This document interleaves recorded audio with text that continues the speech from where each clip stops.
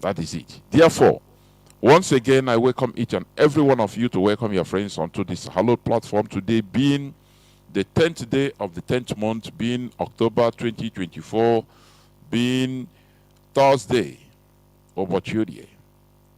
We are live and direct. It all started there. This is where we had the lone voice crying in the wilderness, and all of us galvanized together, joined together in order to uphold this journey, this very tremendous journey. You can hear our voice on FM in many parts of Biafra land. Also, FM 102.1. If you are in any part of Biafra land where you are not getting it through FM, just be patient.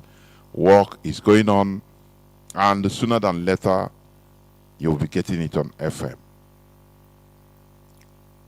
Moreover, you can download our application, IPOB Community Radio. It is a very low data consuming application. You can add up also and download Simple Radio as a backup.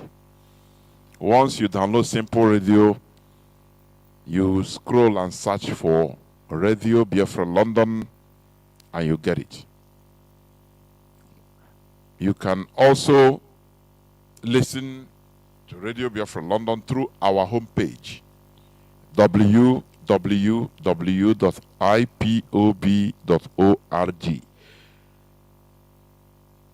www.ipob.org.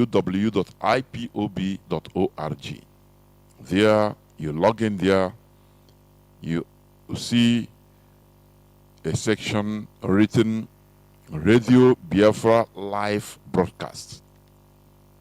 And you click there, and you'll be listening. That's it.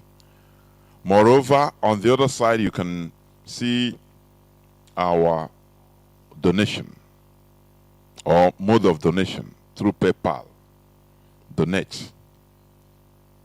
Now, you can click there and go through the protocols, and you donate. That is it. If you also feel that PayPal is not allowing you to donate the sum, maybe due to one reason or the other, you can make contact. You can make contact on our various studio lines. Right, just leave a note. The studio lines are secure. You leave a note and you'll be contacted. And if you want to donate any amount of money, no amount is too big or too small. No amount is too huge or too small. IPOB 2 is $1 million, €1 million. You understand? That is the thing. We accept all. If you want to give us anonymously, it is also allowed.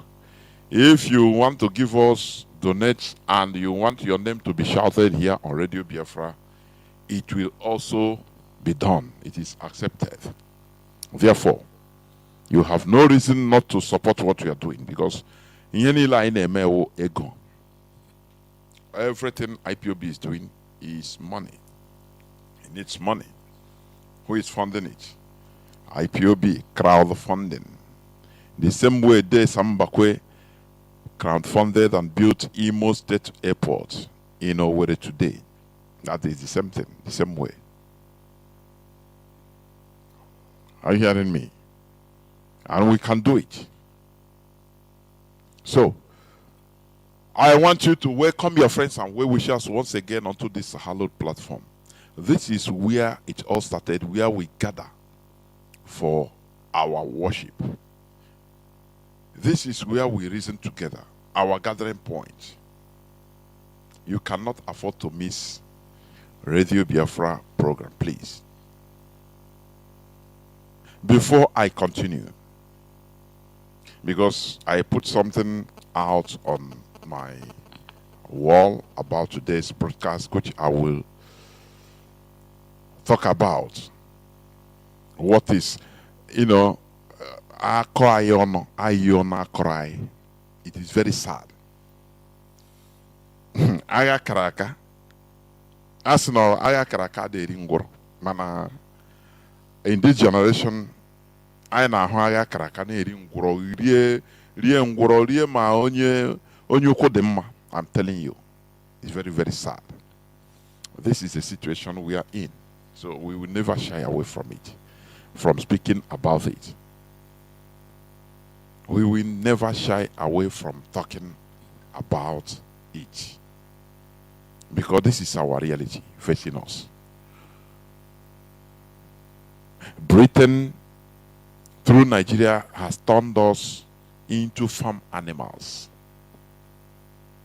Britain, they have succeeded in turning us into farm animals, which they can harvest at any time, which they can do anything they want with at any time.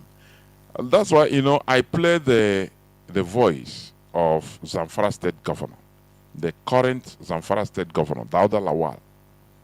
I played his voice. I want to replay it again for you to, I want you to understand something. Who is in control of Nigeria? It's a question.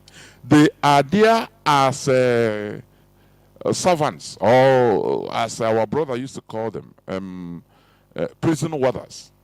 They don't have any control of anything. That's why they loot. That's why they loot, because they are not in control of Nigeria. No politician is in control of Nigeria. I have this clip. Somebody sent to me. I tried to check for it. I couldn't see it again. I don't know. If somebody have it, please, you can inbox me. Where one woman, one Hausa woman, was talking. The woman, I think, he resigned from APC. Why she resigned? He said when she was discussing with Tinubu, he asked Tinubu, what is for us, Northerners? What is your blueprint? Before Tinubu enter power, what is for us? What do you have for us?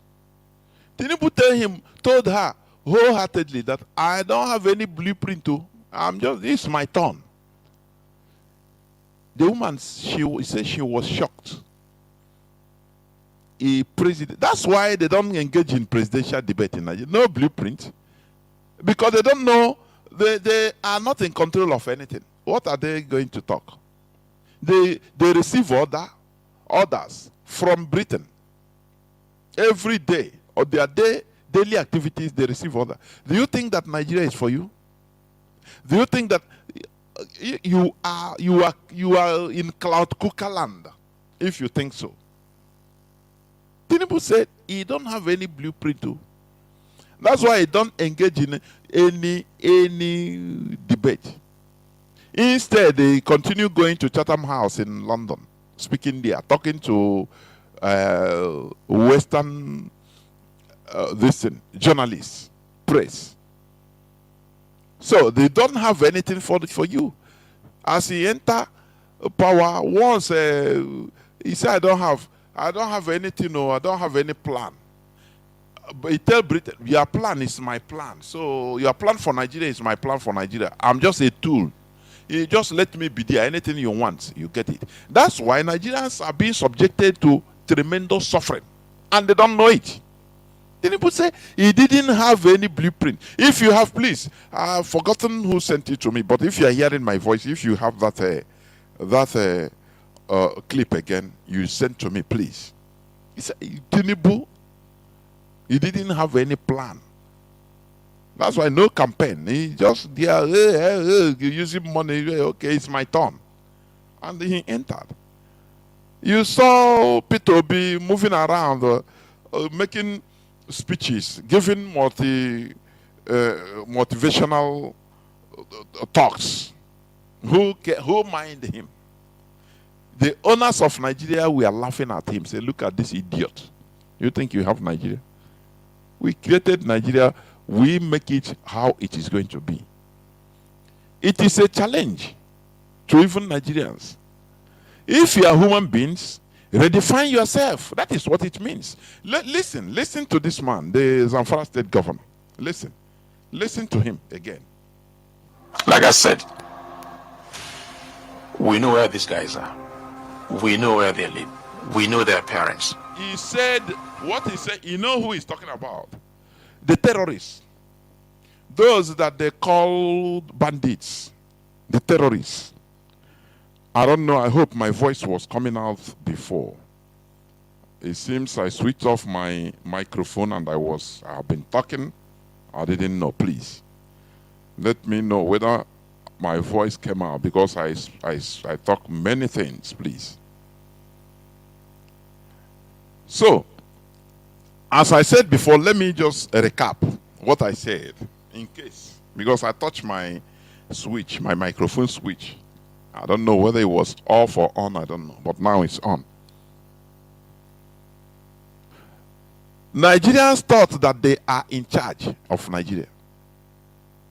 Tinubu, during his campaign, during the presidential campaign, did he promise anything?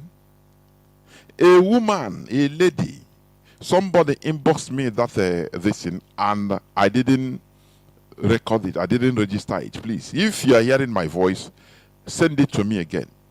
It's a northern lady, a woman, APC, that resigned. Okay, thank you very much. He said it's loud and clear. Thank you very much, Mazi Joe. Thank you. Thank you. So, let me see. So, as I was saying, the woman said why she resigned from APC, because Tinubu told her wholeheartedly that he didn't have any blueprint prior to presidential election. No plan. And the Nigerians, we are here that things will go better. Oh, pray. God will do it. I decree Naira will rise again. Which type of Neanderthals are Nigerians? Sometimes it gives me goosebumps. I'm telling you honestly. Tinubu, you are president. You are would-be president. Who is a president now? Yes. Haja, yes. Thank you very much, my brother. Let me see. Because I want to play that clip. No blueprint. He yes. said his name is Falak. I have it. The woman say, Biafrans, we are wonderful. I've been checking for this all today. I couldn't see it. Now, let me continue. Let me continue first. I'll play that. I have many clips to play today. This is the governor of Katsina State. Sorry, is it Katsina? Zamfara. Sorry, not Katsina. Zamfara State. Dauda Lawal. Zamfara State. Listen to his voice, him, talking in a television station. A governor. Listen. Like I said, we know where these guys are. He said, we know where these guys are. These terrorists that are killing everybody, terrorizing indigenous people, these Fulani terrorists. He said, we know where they are. Continue listening. We know where they live. We know where they live. Their parents. We know their parents.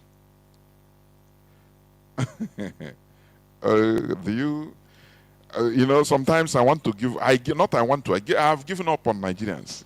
It's Biafrans that are that gives me hope. Once you're a Nigerian, I take you as a farm animal. You are nothing to me. It doesn't matter what you are. What you think you possess. In intellect, you are nothing in my presence.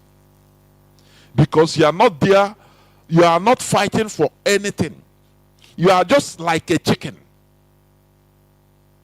scavenging for your food, being eyed by the farm owner for your flesh. Any day, maybe na chicken or the bone. Let us use it. Okay, tomorrow we are going to kill the chicken. And the chicken does not know. It will be scavenging for food, eating, being happy, not knowing that they will go on here tomorrow or in the next 1 hour, he will die. He continue eating. So Nigerians don't know nothing. They don't care about the environment. They don't care about their governance. They don't care about anything. That is why religion is progressing. Religion is advanced in Nigeria. Religion. People are totally religious. Because they don't care about government. Where the source of their their savior comes from, government, governance, they don't care. How do you qualify this set of people? Look at what a governor is saying. A governor, a sitting governor. He said these people that are terrorizing, these terrorists that are killing people, we know them. We know who they are. We know their houses. We know their parents. We know where they live. Listen again. We know where these guys are. We know where they live. We know their parents. You know them as a government. Of course we do. They live with the same community we live. So why is it difficult to get them? That is the $1 million question. That is the $1 million question. Because the journalists are, okay, you know them. You know, why don't you go and get them? The governor, the chief security officer, that people are hoping on in order to do something. He said, that is the $1 million question. Listen, continue listening. I should ask you. We are trying to understand, for those of us who are now conversant with Zamfara, have never been there, and we hear you as a chief security officer speak tonight to say you know these people, but yet you can't get them. It's a head scratcher. It is something that we are trying to all put our heads together. And that is why, from what I can do as a governor, to have this CPG as a first line of defense. Of course, military are there, police are there, as well as civil defense, but they are not under my control. They are not under his control, therefore his hands are tied. Do you know what it means? Terrorists are on the rampage. He knows them. The people know them. You know, they have been known. You know, they are. I was watching one YouTuber that interviewed a Boko Haram escapee, a teacher that escaped from Shekawe. It was a little long time anyway, during the time of Shekawe. He said they were captured, many people were slaughtered in his presence, but due to his a Quranic teacher, he teaches Quran, he understands Quran very well. He said even he shook hands, he talked with Shekawe all the time. He said that's Ambisa Forest. People think that it was established by Babangida during his own time. Everywhere world. No, it's not somewhere difficult. He said Shekawe, they used to play ball. He said the military, they know them. The documentary and Boko Haram, he said he stayed there whether 7 months. And one of them loved him so much that he took him out. He said, go, you don't need to stay here. The man said, if you venture go and give information to the Nigerian military about the movement or Boko Haram or Sheka or anything, they will tell them, the Nigerian military will inform Boko Haram and you will be the person, they will slaughter you. They will come to your house and kill you. He said the Nigerian military, they know everything. They know Shekawa, all of them, they play football, they are okay, you know. He said if Nigerian military wants to wipe them out in one day, they will do that. But what is holding them, you don't know. Sometimes they do as if they fight, blah, blah, blah, and they do, you know, nothing more. That one is an eyewitness, in a documentary, in one of these YouTubers. He said if the Nigerian military wants to wipe Boko Haram out in that Zambisa forest in 24 hours, they will do it. But what is restraining them? He said he don't know. He don't know. He was there with the Boko Haram. They captured him. He was there teaching them Quran in Arabic, You know, they play football. The Nigerian helicopter and the plane used to zoom up every time. They know them. They know everything, where they are. So it's confirming what this governor is saying. Exactly what the governor is saying. He confirmed it. Continue listening. Why are they playing? You see, Nigeria is, the more you look, the less you see. The people in charge of Nigeria are not Nigerians. As well as civil defense, but they are not under my control. They are under the control of federal government. And they are doing their best. And like I said also, the Nigerian military, civil defense, police, all the forces, they are under the control of the federal government. Are you hearing that? So there is nothing he can do. But for all these terrorists, they say they know them. If they want to take them out on that one day, they will do. But there is something going on. They don't. It's a 1 million question that they are asking. So it concerns Nigeria. What thing concerns him? At least he have his military entourage protecting him. That is what they did. So trade your parts. Nigeria is owned and controlled by foreigners, by Britain, completely. That is why Tinubu does not have any. I will play that. Listen. Our security forces have the ability to crush these guys. They have the Nigerian security forces have the ability to crush these guys. But what is withholding them? Now we enter into being politically correct. But they are not. They are trying their best. They are trying their best. You see? They know these people. Then why are you not doing it? He said, it's not me. The Nigerian forces are not under my control. I'm a governor. It's under the control of Nigerian government. You see that Nigeria is being run directly by Britain. Directly. Who you see there as a president is just a figurehead. A figurehead. He receives order every day. He called. They give him order what to do. That's why Tinubu did not have no single blueprint. Listen, let me play that. The woman, Hajia Najatu reveals. Listen.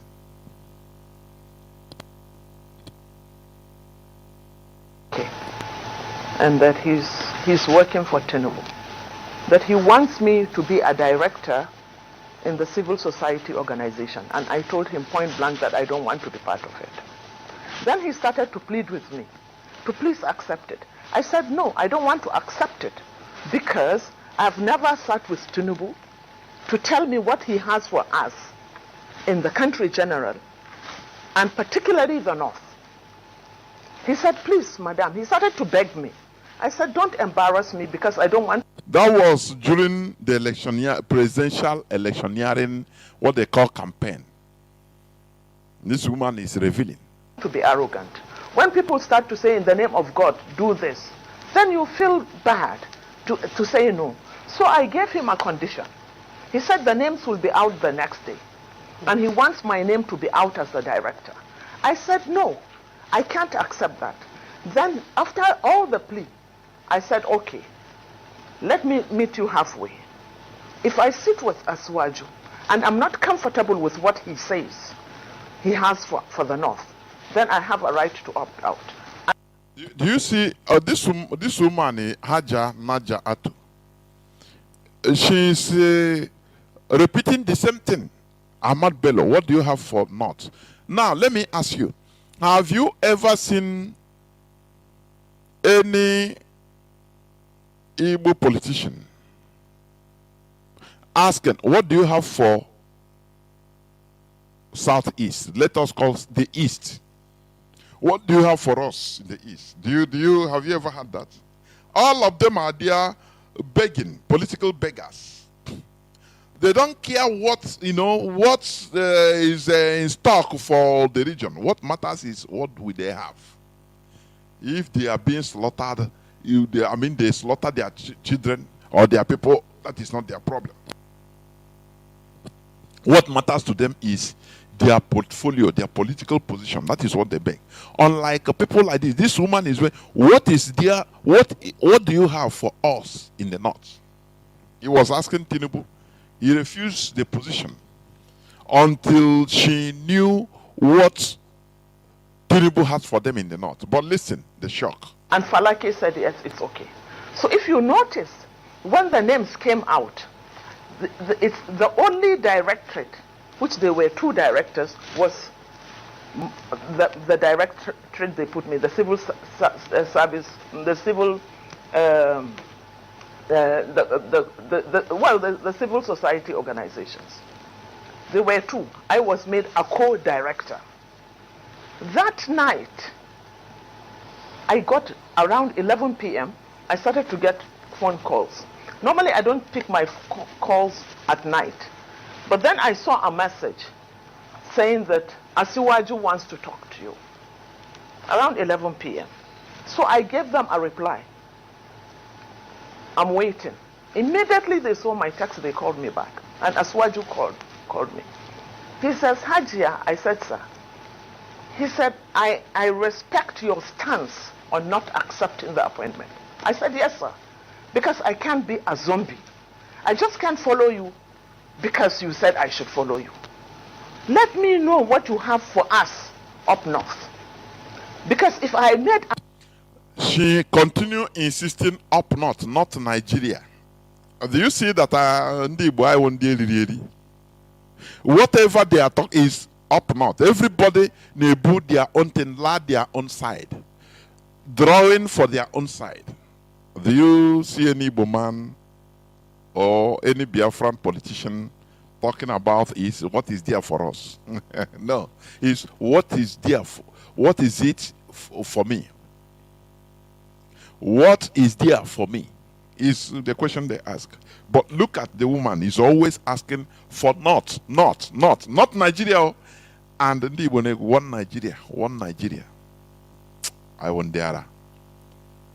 I'm telling you. A mistake on Buhari. With you, the truth is written on the horizon. So I have to know what you have for us. He said he's in London. That if I can, I should go over.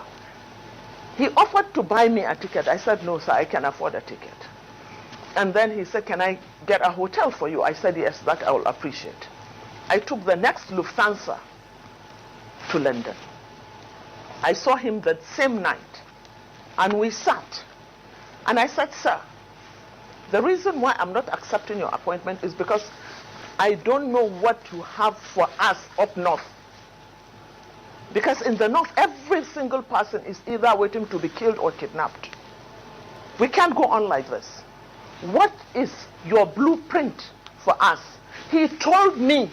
Listen here. Listen here.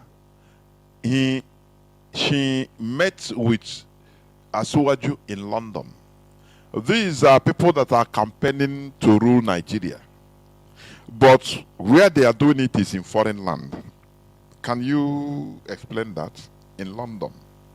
What does it mean?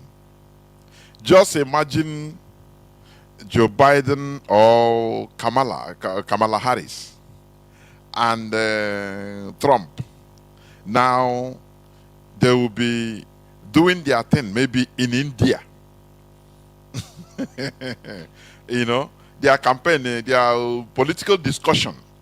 Trump will be in India or in Japan. Now his other political officers will come to meet him there. Is there they will be discussing. They will ban them from entering America because they will tell them, look, you are not there for us. Just stay where you are. They will ban them from entering America. But this is the reality facing us. And you are saying that we are independent. Nigeria October 1st, Nigeria independent. If really there is a state secret, for example, that is being hidden, all those places, the hotel rooms will be completely bogged. Everything is being listened to. But who cares? Nobody, M16 doesn't care because they have the number one citizen of the country in their pocket. So the whole state secret, they are the people even giving the president the state secret. Do you hear what I'm saying? Do you understand me? Nigerian presidential candidates, politicians, where they discuss how to rule Nigeria, everything is in London. And you are celebrating independence. If that type of independence is what you want, we don't want it. We Biafra, we shall never, we reject it. Holy Ghost fire, we reject it.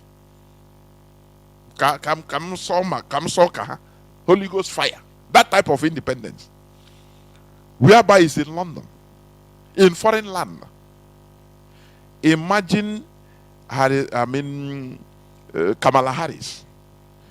Maybe she traveled to South Korea, and the Democrats, he called the Democratic juggernauts to come and meet her there, so that they start discussing about how their strategy to rule America from South Korea, from Seoul. What do you think Americans will do? Your guess is as well as mine. But this is the reality with Nigeria. And Nigerians don't care. Oh, everything there in the hands of God now. Now God will know everything now. Inshallah. That is for Muslims. Christians say, now God will know everything. Now God go do them for us. So anything is there for God's hand. We only pray because you are a lesser human being. That is what Nigerians are. People that don't fight for their emancipation. Once you know, Mazi Nnamdi, he said something. He said, if you see you identify yourself as a Nigerian anywhere in the world, he will take you as an animal. Unless you identify yourself, say, I'm an Arewa, I'm Hausa, I'm Fulani even, I'm Dudua. You get respect from him. But once you describe yourself, I'm a Nigerian, you are a farm animal. You British farm animal. That is what you are. And it's truth. This woman now, what he's saying is a proof. The clip I played before is a proof. They know the terrorists. They know them. They know everything. But they cannot do anything. Because their hands are tied. Who tied their hands? Britain. Because the country is not for you. You are just there as a figurehead. That's why they tell loot. Do not enter into the details of anything. Just loot. Take money as you want.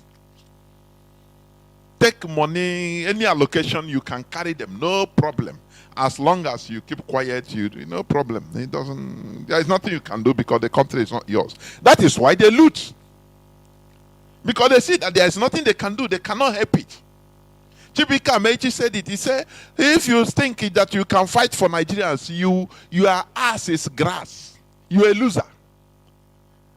Because Nigerians don't react to anything. Okay, you and Nigerians will shout and say, now wow, rest in peace. You are gone.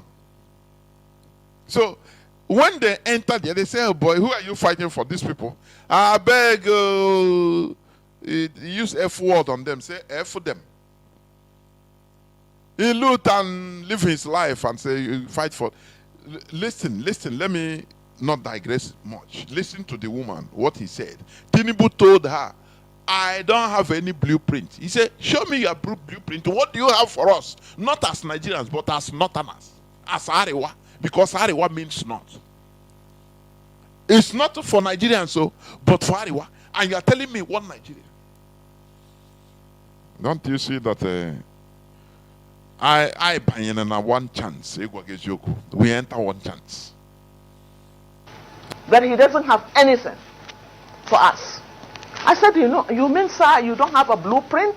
He said, I can't have a blueprint because if I have a blueprint, I'll be stepping on too many toes and they might even kill me.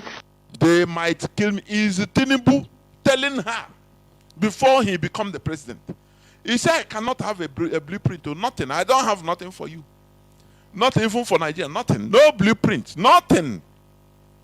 Because if I write my blueprint, I will be stepping on too many toes. Britain, he said they will kill me. Who will kill him? Britain. They would use the caliphate to kill him because they're in charge. You know, it's just like taking a blank check. They tell you, don't write any amount, give it to the person. Anything. It can include the whole of the money in your account. So give him blank check. That's what they do. Britain, they know what. When Peter Obi was moving around preaching, campaigning, I will do Nigeria. Look at what I did in Anambra. I will do it. I'm this. I nurtured my business from zero to up. Now Britain was laughing. Look at primitive orangutan in Nigeria. In Nigeria, my Nigeria. Britain was telling him, my Nigeria, this one. Look at him. Come now, come and enter. Nigeria does not belong. It's a no man's business. It's British business. Are you hearing me? The only way to undo them is to scatter that thing they created. India did it. That's why India is progressing. You know, I saw is it Sani, Shehu Sani, his tweet some time ago, a few days back. He said, why are Nigerians stuck in blaming Britain and blaming? He said, not only Nigeria underwent colonialism. Other countries were created as Nigeria too. India was created, was colonized. Many other countries, even Saudi Arabia and other countries, were colonized. I laugh. He said, why are we stuck blaming the colonial masters? I laugh. Their own is different. They fought in order to regain, first of all, to regain themselves, their values before independence. Go to study about India independence. Study about it. Why was Mahatma Gandhi murdered, killed? Shot and killed. 3 bullets that killed Mahatma Gandhi. Why? Can he, these people, because they are politicians, they think, when you look at their argument is always hollow. But they talk to a lot of people listen to them. That is the saddest of the most pathetic part. They don't go deep. They don't tell you that, look, before India became independent. Yes, India was colonized. I've preached this several times here. Before India became independent, they defined who is an Indian. They defined an Indian first. They said, we are not going to go into independence or looking for flag independence, and tomorrow we will think that we are independent, but we are not. Let us define who is an Indian. That question reshuffled India. And India came up as 2 countries. That question led to the death of more than 2 million people in India before independence. More than 2 million. And it led to the displacement of more than 20 million. The highest recorded displacement in the whole world. More than 20 million people displaced. Only that question, who is an Indian? They were wise to ask that question. That is why they are independent today, real independent. You don't see, Indian presidential candidates doing their plan, performing their plan in Chatham House, doing their electioneering campaign in London. No, you don't see that. Nigerians do because because Britain is running Nigeria. They hold everybody under gunpoint. We try to reshuffle. They say, no, you are going nowhere. With the help of the caliphate. That is it. That is the quagmire we are in. The India being colonized by Britain. Today, how many countries are there? From there, you have Pakistan, you have Bangladesh, you have Burma, you have, I think, another 1 or 2 countries. How many? And they rejected the way of life. The values of traditions, European traditions. which is Christianity. India rejected it, but they don't go there. People that are arguing that they don't tell you all these things that, oh, but this India you are talking, they rejected the Christianity being brought by Europe, by Britain. They don't accept it. They retain their core value. Even to the extent when Mahatma Gandhi wanted to further his education in London, his parents refused. And his parents refused him. Why? Because they say if you go to England that he will start eating fish and meat. That he will become westernized. That thing you cherish and say, nah, these people are more civilized. You know, the Indians rejected it. Said, no, we have dignity. We have to develop in our own way. Mahatma Gandhi promised his parents, said, look, my going to study, doing my masters and all in England will never affect me culturally. Never. And he stayed how many years? He stayed in England. He continued being a vegetarian according to their tradition. Never influenced by the Western culture. But look at our people today. From village, you see our people. Changes here. This is not Nigeria. This is Canada. Are you hearing me? Because for him, for her, for you to understand the type of people, very primitive set of people. That is the character. And that is what the Europeans are using. They are profiting. They are using it. The mentality. Denigrating your own system. Mahatma Gandhi finished and went back, never influenced by any Western tradition at all. He continued being a Buddhist he is. Look at the former British Sunak, British Prime Minister.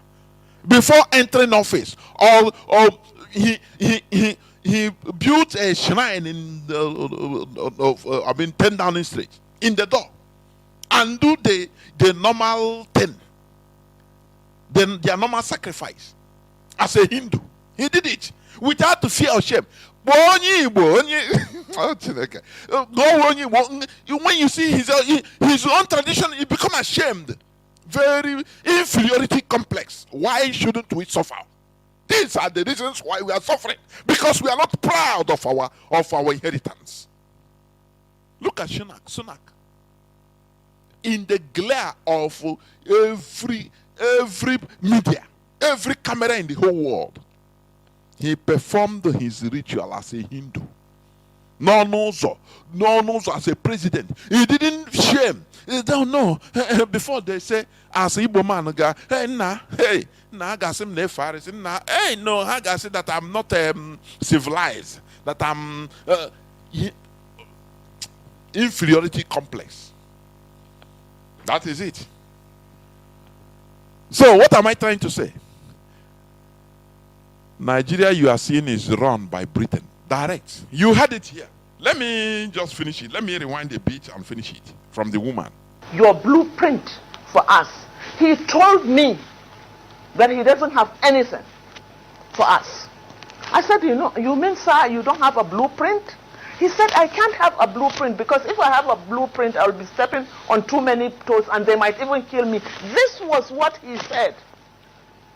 I said, but sir, how can you rule without a blueprint? He said, I will only make a blueprint after winning the elections.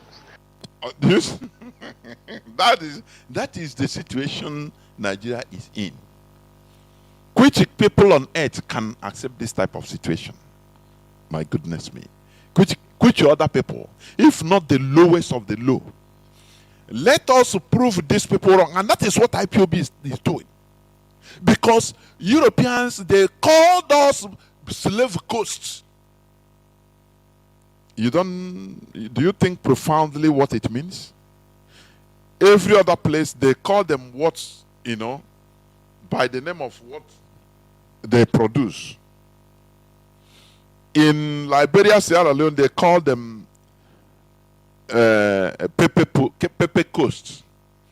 Ghana, before they changed to Ghana by Nkrumah, Ghana was named Gold Coast because it was filled with gold everywhere.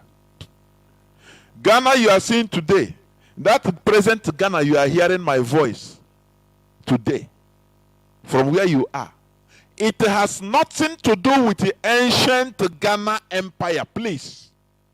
It has nothing to do with. The ancient Ghana Empire was situated between, I think, between the border of Mauritania and Mali, all those sides.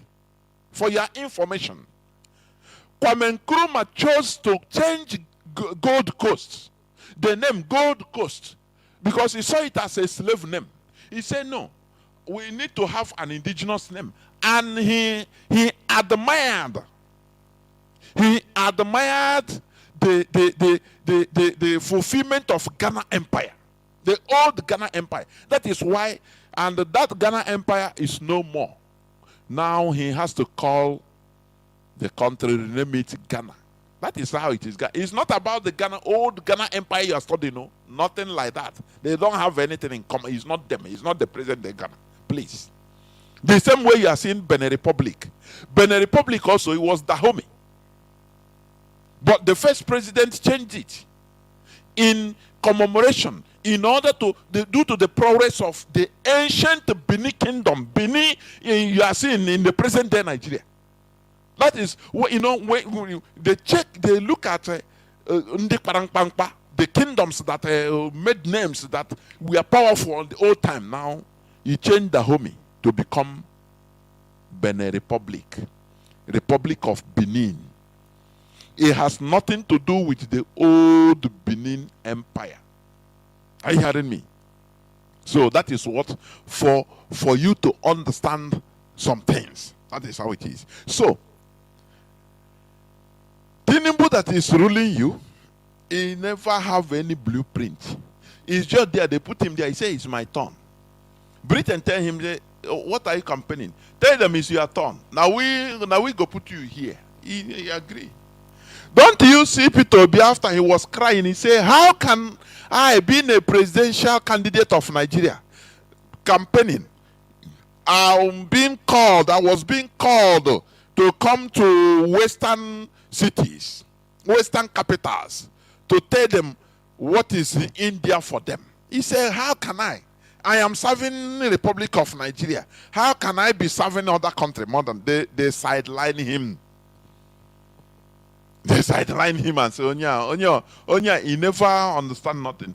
They check the background, they say, Igbo man. Igbo man, no. I beg, you come on me here. Don't worry, he will enter his own office, another country, not in Nigeria. And they stole for the election he won complete. Everybody voted. Britain did their abracadabra. Before you know, Joe Biden have congratulated Tinubu. Finish. Britain called Joe Biden and said, and our man, just congratulate him. Because it's Britain that run the election. What is the name of that Anno here, that woman? The ex High Commissioner, British High Commissioner. I've forgotten her name. I don't even need to know her name again. I'm telling you. Virtually, she was the person that was announcing the whole result. He told Britain, he told the American president, say, call him, he's our man. Leave the other people that are they don't know that Nigeria is. When you go to flag independence in Nigeria without anything, without reshufflement, without doing like the Indians, without doing like others did, and you want to get the same result with them. their religion, you took it. You swallow this hook, line, and sinker, say, nah, and start destroying your own culture. And you want to progress? Progress, now let me see. They hold everybody under gunpoint. And you want to progress like India. Say, Saudi Arabia. You want to progress like Saudi Arabia? Saudi Arabia resisted westernization. Like Kuwait, they resisted them. They said, no, westernization is not the only way to civilization. No, it's not the only way to advancement. Through our system as Muslims, as Arabs, we can advance. And that is what they are showing. Don't you see that? People of dignity, they have class. Manandi, Shoji, Muslim, Nigerians they don't have no single class, no dignity. And you are comparing yourself with Saudi Arabia, with Kuwait, with Qatar, with all these Middle Eastern countries. You are comparing yourself with them. Yes, they were colonized like you, but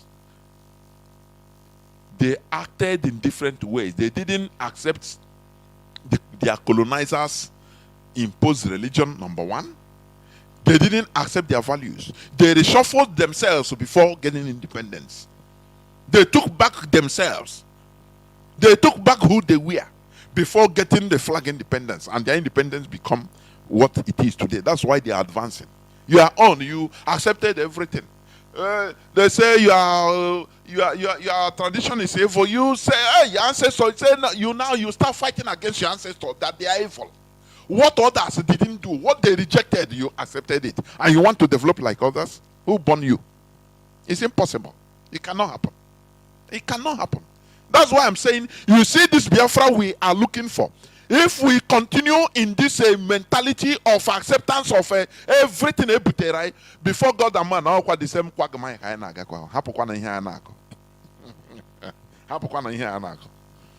man, I'm happy that things are changing. So we must continue.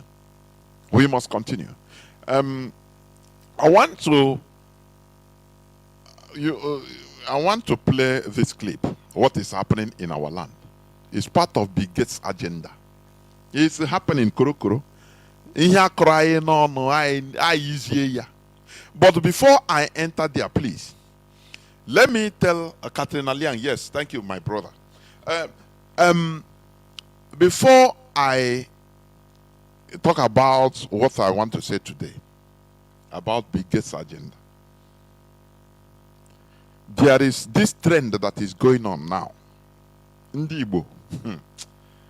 Hey. People living abroad. Now, if somebody is going home to Biafra land, you should be careful. If you can maintain silence, you don't tell nobody. Because some of our people now following experiment or that they are evil. When you see what is going on in our land today, in a human Bano and other places in here, it is part of it. One of our brothers went to home. Hagabruya. Who informed? Who told them? And the money, the huge sum of money they saw in his account, they took it. The sharing of that money is what is causing the problem you are seeing there. You might not understand. The sharing of that more than 200 and something million naira is what. So, the person even is not even a direct IPOB member. Who gives the information? Who is informing people? So, if you are going home in this end of the year, be careful. Be careful, people. Our people have taken sabotage to a different level. Everything our people in Nigeria, make business, business.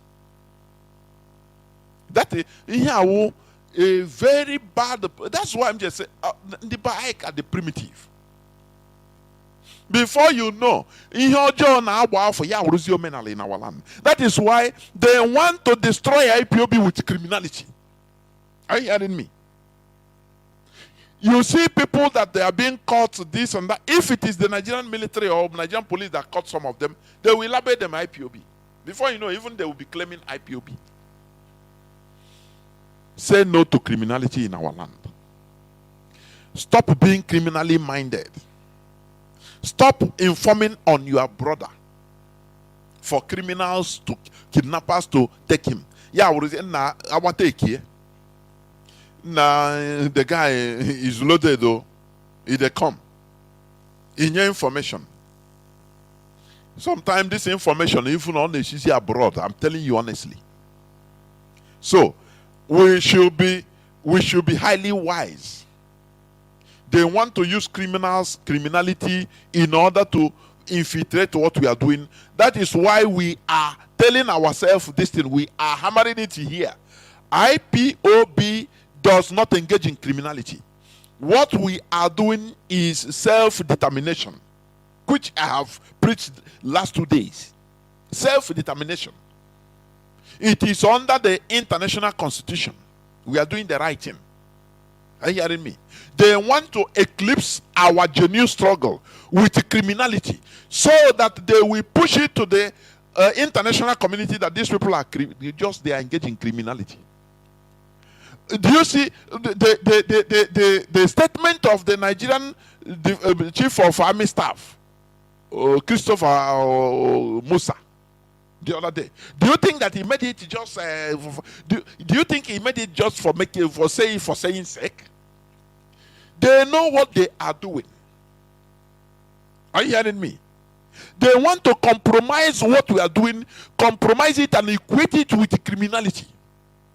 You that is shouting water, you don't understand what it means, what criminality is causing, what they want to use criminality to do, to destroy our genuine struggle. And we will not allow it to happen. That is why we hammer it here all the time. Say no to criminality. Stop seeing people that carry gun and you're praising them. Oh, Biafra. They are not fighting for any Biafra. They are fighting for themselves. They are fighting for themselves. They are using IPOB as an alibi. Are you hearing me? Are you hearing me? That is what they are doing. So stop supporting these people. You are doing it to the detriment of IPOB, but we shall never allow it. They want to, first of all, destroy IPOB, ESN in the mindset of our people, and now push it out to the international community that these people are criminals. They are not even fighting for any. Look at what Mustafa or Christopher Musa said, the chief of army staff. This is the way they push it. Little by little, they push it. You think they don't know what they are doing. As they are pushing out the actions of criminals in our land, they are pushing the videos to international community, to every embassy in Nigeria. Now they are accompanying it with their high-level statements. No, IPOB, they are not fighting for self-determination. They are fighting for their pocket. Do you see? Because of the actions of all these criminals, criminal gangs. Do you see that? Do you know what it means? We must be under one central command. If you are not an IPOB, you are not an IPOB. You can answer your own name. Why don't you ask yourself, why are they bent on using the name IPOB and ESN? Why don't they use their own name? Let them use their own name, but they continue. They say no. Don't you see that there is an agenda? They kidnap people. IPOB, we don't kidnap. Never. The people that we are supposed to be protecting, the people that we are supposed to be fighting for, to liberate, now we kidnap them, we kill them. It's impossible.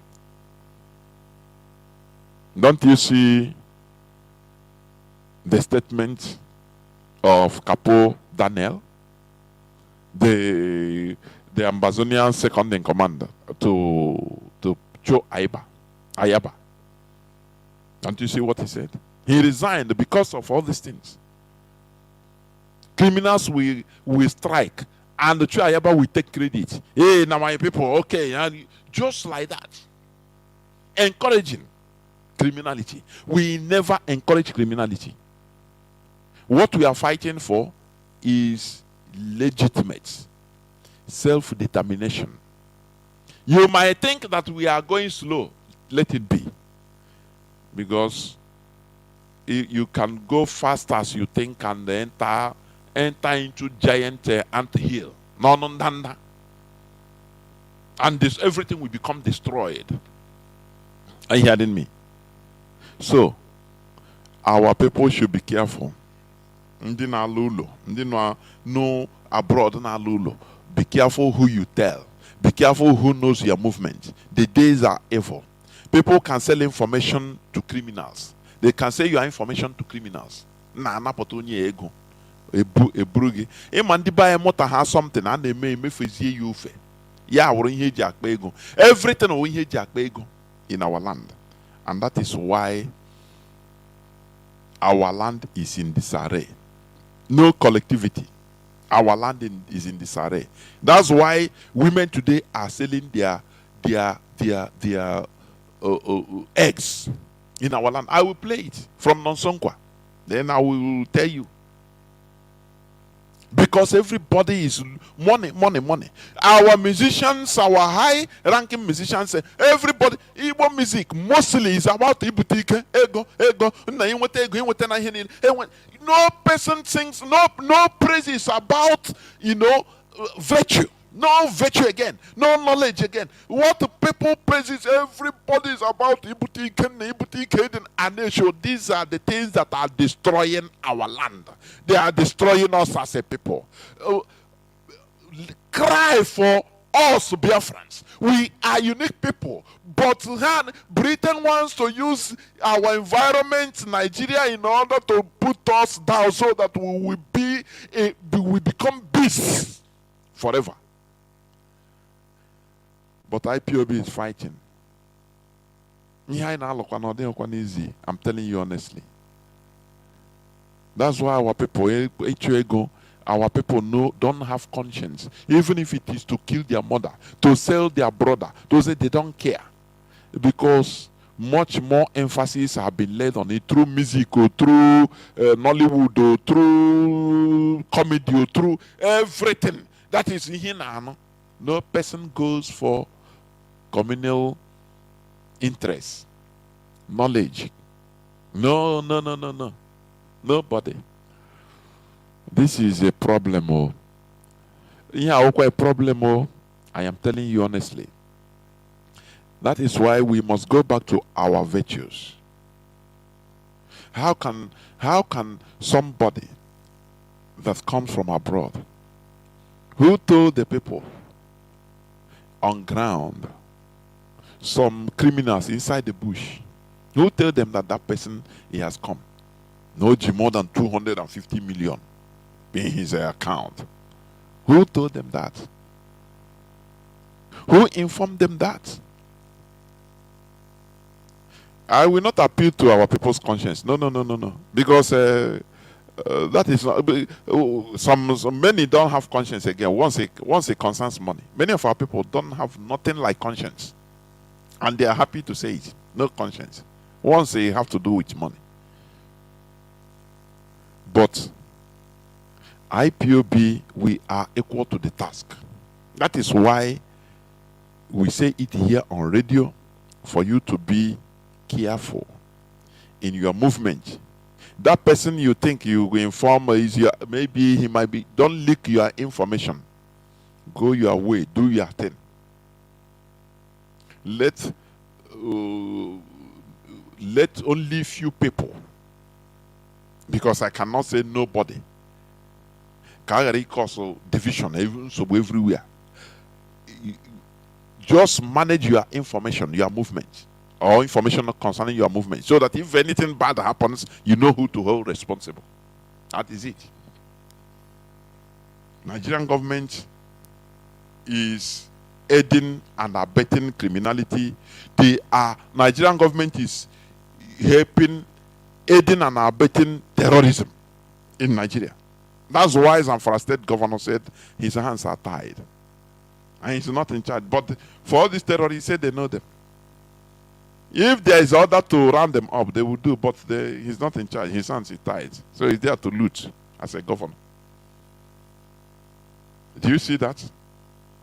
They are playing pranks in Nigeria.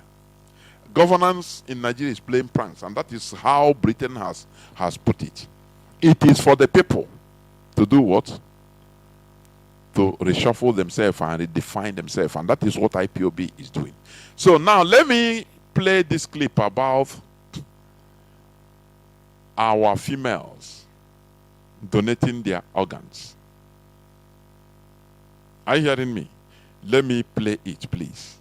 This is from Nonsonkwa. It's 8 minutes, but I will not finish all. 8 minutes. Listen. How evil, how bad it is. How bad our land has become. I want you to listen.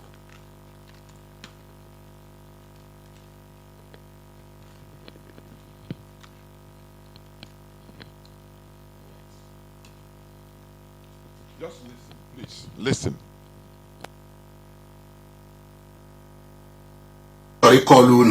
Something that is very worrisome. Something that is very worrisome, and that thing is a very deadly thing that is happening. But unfortunately, many people are their way. But it is always good. No, we talk about it. Whenever they are ovulating. Hell, how do we get here?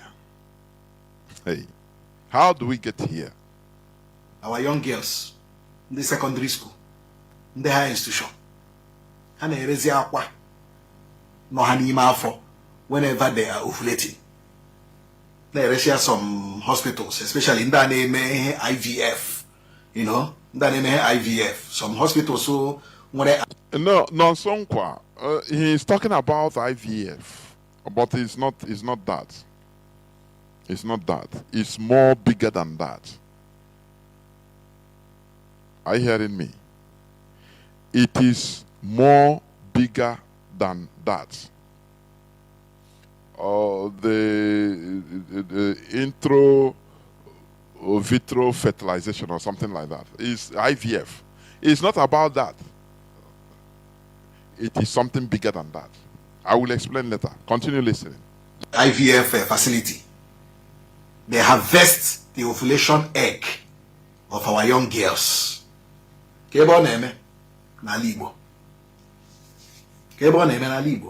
All these university girls here now, they be like that is above their means. Most of them are one day who can they sell their eggs. They sell their ovulation eggs. Now, before I continue, I have been looking for somebody that can give us a first-hand information. Either onye harvest here or onye not on the process can harvest here or onye di when experience onye manana here deeper. We got somebody, a student of one of the universities in the east here. I got her.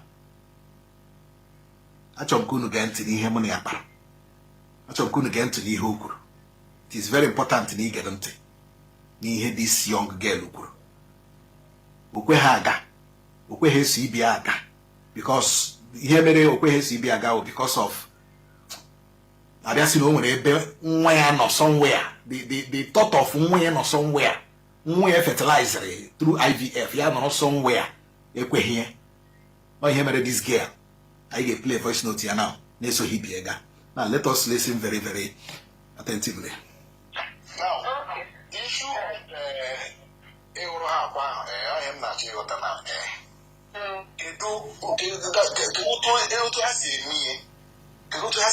so that I want to go in the background very well.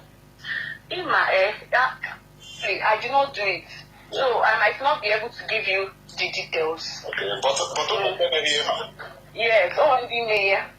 And wow, just to say that the message in our group chat, we see that now only be interested. Now I really want 20,000. Do you see this group chats, creating WhatsApp groups. Do you see people are entering into different evil? Most of the group chats that are, many are infiltrated with evil people. I am telling you. Group chats. Continue listening. So, of my classmates, that time. So, they are even telling me, let's go, just one. One is 120. December, I don't want, because actually, now imagine that I have a child somewhere. Yes. You understand? Now, what's the school? You can get department. Okay, yes, department.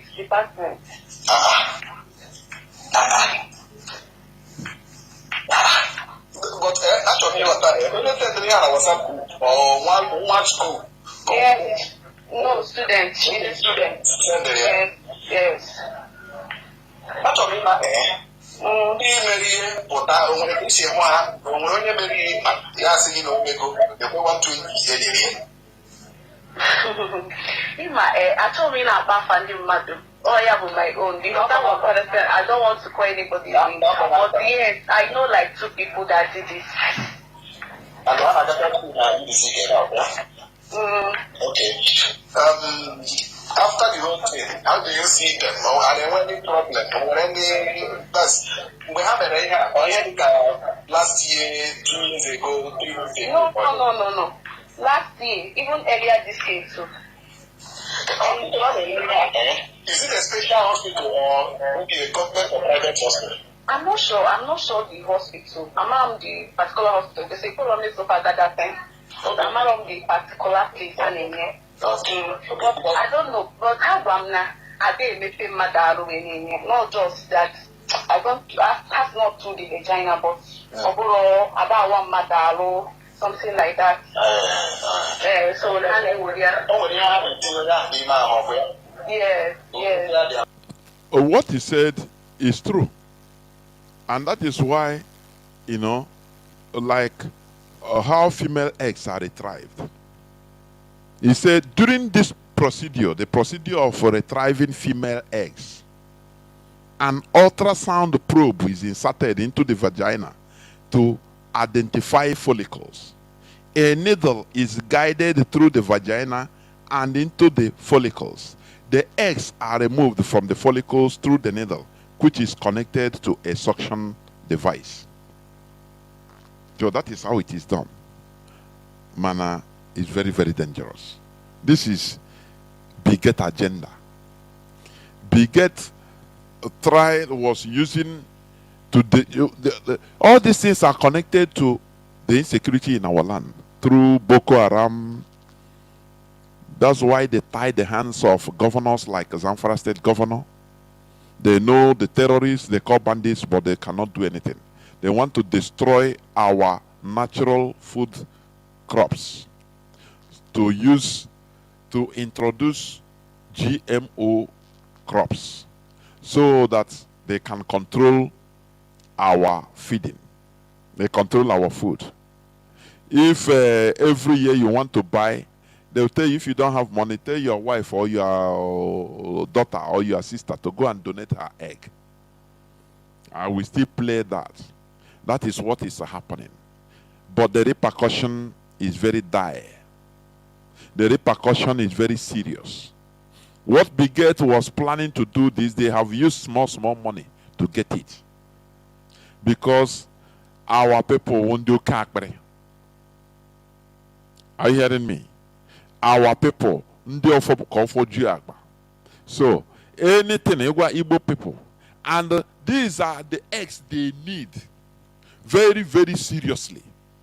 They need our own eggs, mostly in the Igbo, because our genetical, how do they call it? Our genetics is different. Are you hearing me? It is the best. So that's why they need it. During slave trading too, transatlantic slavery, the Igbo man, a Biafran, is highly sought after. He fetches a lot of money. You go and study history, you will understand what I'm saying. So today they are doing the same thing.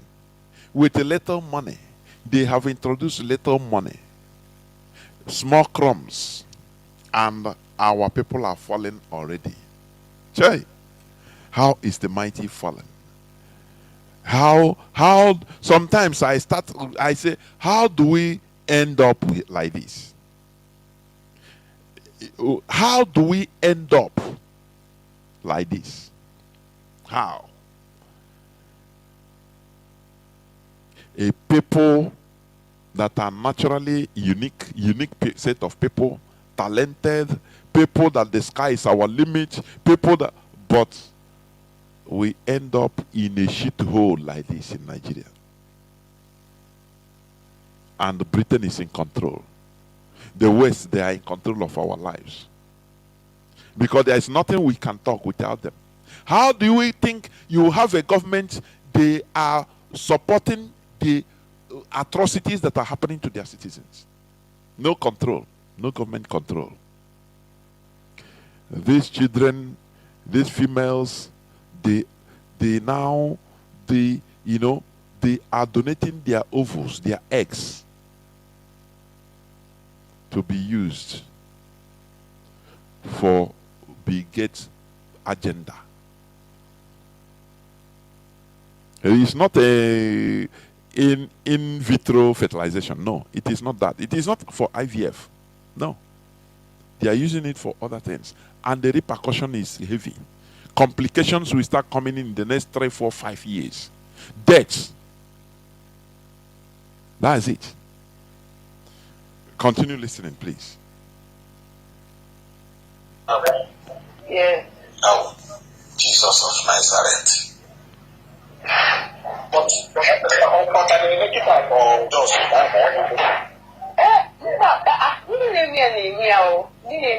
because because of the money, Diego. Okay. As a student now, you need the money. We can actually 120,000, just one egg.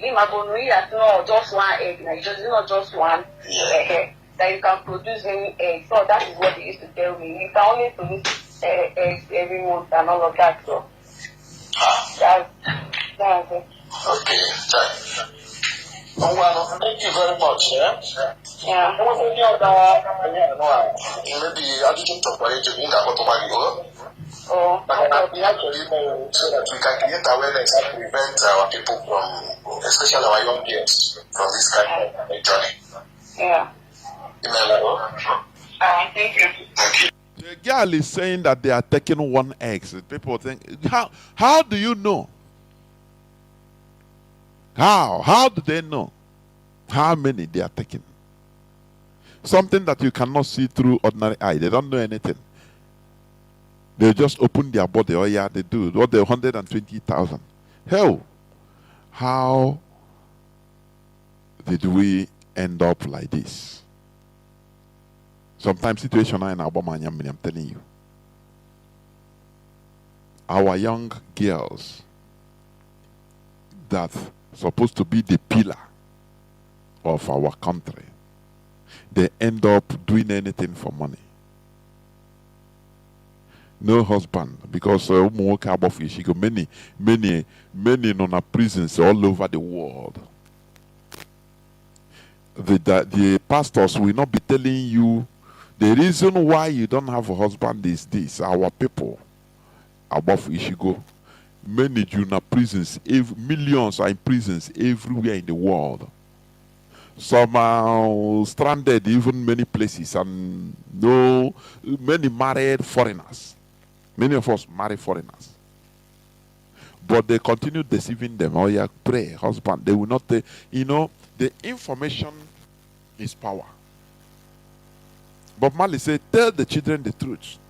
These people, they continue lying. So, how did we end up in this piteous situation? A situation now, our young women, they are selling their what Biget have been planning, spending billions of dollars to buy to buy the doctors now. Or then what is here through crumbs? 120 or you don't care. Tomorrow, in the next 2-3 years, you develop one cancer, sickness or the other. Because they cannot manage, they don't understand what they are doing. If you develop the sickness, the worst thing is that the same people, they will go to the church and they will tell them that it is your brother or your uncle or your villagers that are doing it for you, causing you this. We are in a total mess. We are in a total, complete mess. Everywhere around, we are in a complete mess. I'm telling you. How do we end up here? When you hear this kind of thing, you start shedding tears. You say, what's I the corner cry? Let me finish it up before I bring up the Njemanzi, what he said. The girl carries Sojeme, but also Baniama Sojeme. And now when he had a union marker through here, Jibruai, you know, I gave her high Sheba, so I got the 10 Aroha. I bet you Fumpura 120k. Oh, yes, again, all Fumpura Wakana. Do you know? This is microscopic thing that you don't know. Anything happening now. That's it. Let me also play the clip of Njemanzi. Listen, where he said all these things. Listen.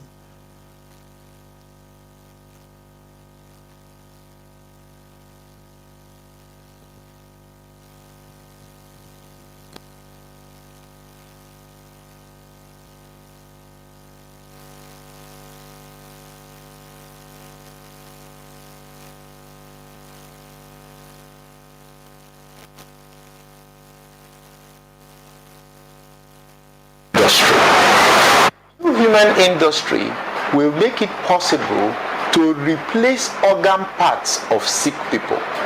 Are the people who should, according to their plan, collect the eggs of women, which will now be used for the cloning procedure we call somatic cell nuclear transfer. Do you see the real purpose of collecting all those eggs from our girls? They tell you, say, no, you just want egg for IVF, in vitro fertilization. No. This is something that is international agenda. Are you hearing me? The West need all these things in order to clone their organs, their ailing organs, like the heart, the liver, the kidney, to clone it back and, make them healthy. That is what they are doing. Because according to the revelations of Njemanzi, they need more than 10 million women in order to do this, to get the eggs. And their thought directly came to Nigeria. There is no other place they can get it. Nigeria has the population and has the human zombieism. The government is in the hands of the West, so they get anything they want. Because whatever is happening, the government, Nigerian government, does not care. They give, it's in their hand. They put Tinubu there. Any person that is going to be there, they put him there. So they will deceive you, lie to you that no, it is just for IVF to give to somebody that does not have child. It's life from the pit of hell. The reality is, it is from the West. They are taking all these things, making it a multi-billion-dollar business, if not trillion-dollar business. When you see, the Westerners, billionaires, more from being healthy, you don't know that it is what they got from Africa. They got from Nigeria. Raw materials. They need raw materials, both human beings, both organs, both natural resources. Everything is raw in order for them to survive. That is the reality. Let me repeat that place.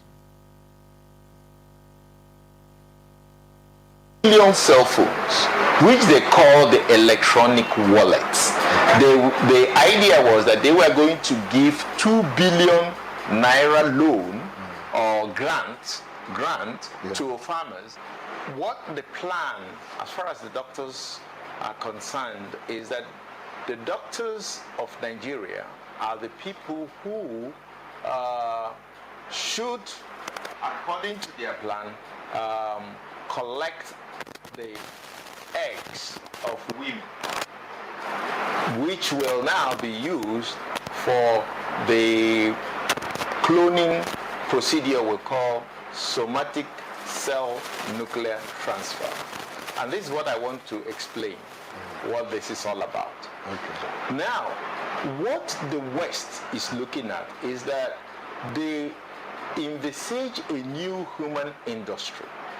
The new human industry will make it possible to replace organ parts of sick people. Instead of continuously taking drugs for any medical condition.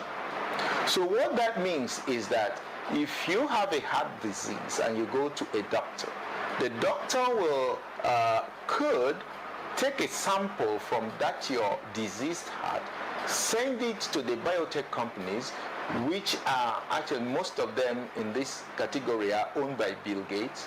They will now clone exactly that heart of that person. And how will they do this? They will take the cell the doctor sent them and remove the nuclear material, that's the nucleus that has all the genetic information. Now, they will get the egg of a woman, or eggs of women, because... Are you hearing it? That is exactly what the trap, the danger our girls are entering without understanding it. This is multi-billion-dollar business. When they use a woman egg, somatic cell, in order to clone the organ, that organ, they will sell it to the person. The patient can pay $1 million, $2 million. And these people are dying just for less than $100. They are dying for less than $100. Do you see how pathetic? Supposedly they are supposedly better. I'm telling you, they are dying for less than $100. Whereas the end product could be sold to up to more than $2 million. What do you call that? Is it not the world of exploitation? And the person that they collected the egg, she is not guaranteed, because there are many things that she need to do. She need to be cared for medically, but because these are raw people, primitive raw people, they don't care. What matters is $120, 120,000 naira. Oh yeah, where? Oh hey, on with the ego. Or 1 day, 2 days in Kahaga. The repercussion of what he did or what she did, it will come to haunt her. In the next 3, 4, 5 years, she can lose her life. You will see where Dr. Njemanzi is an expert. He's an authority in medicine. He said it. Do you see the monster we are fighting? Do you see that Nigeria wants us to stay rotten? Biafrans staying in Nigeria is just like leaving something to rotten. They want us to rotten in Nigeria, rotten. A peculiar people. A peculiar people. I could remember my father and I warned that before the war, that maybe ha nọ na moto na train or anyhow ya na emeta ahụ that's akwa ahụ oyi akwa ahụ onye Hausa ha yi ọ gada asa ya mmiri again ọ ga-eji ya na-akụ story ọ ga-ahang ya as na trophy na akwa mesara onye Igbo because ha na-ewu anyị you know na ewu pure people ụmụ nwaanyị anyị ade ụmụ nwaanyị because a race their women is their dignity. But when you see the actions of our ladies today, you become ashamed. And now shall we in the streets of Dubai, in everywhere in the world. It's a very shameful thing. How is the mighty fallen? How? I was in Nigeria. Onye nweta onye Hausa onye Igbo nwaanyị Igbo nweta onye Hausa akwụrịkwọta na ọ bụ onye politician. Hey, ha were ụmụ nwaanyị anyị na-eme ihe akaja. It's a very big pity. How is the mighty fallen? What IPOB is doing is a tremendous job to raise us from the dust because we are already in the dust. Nwata nwaanyị Igbo ga-aga donate to organ ya deadly something. You don't know what, or mother ihe ọ na-eme. Something that can cost her life just to accept to take 120,000 naira, less than $100, less than.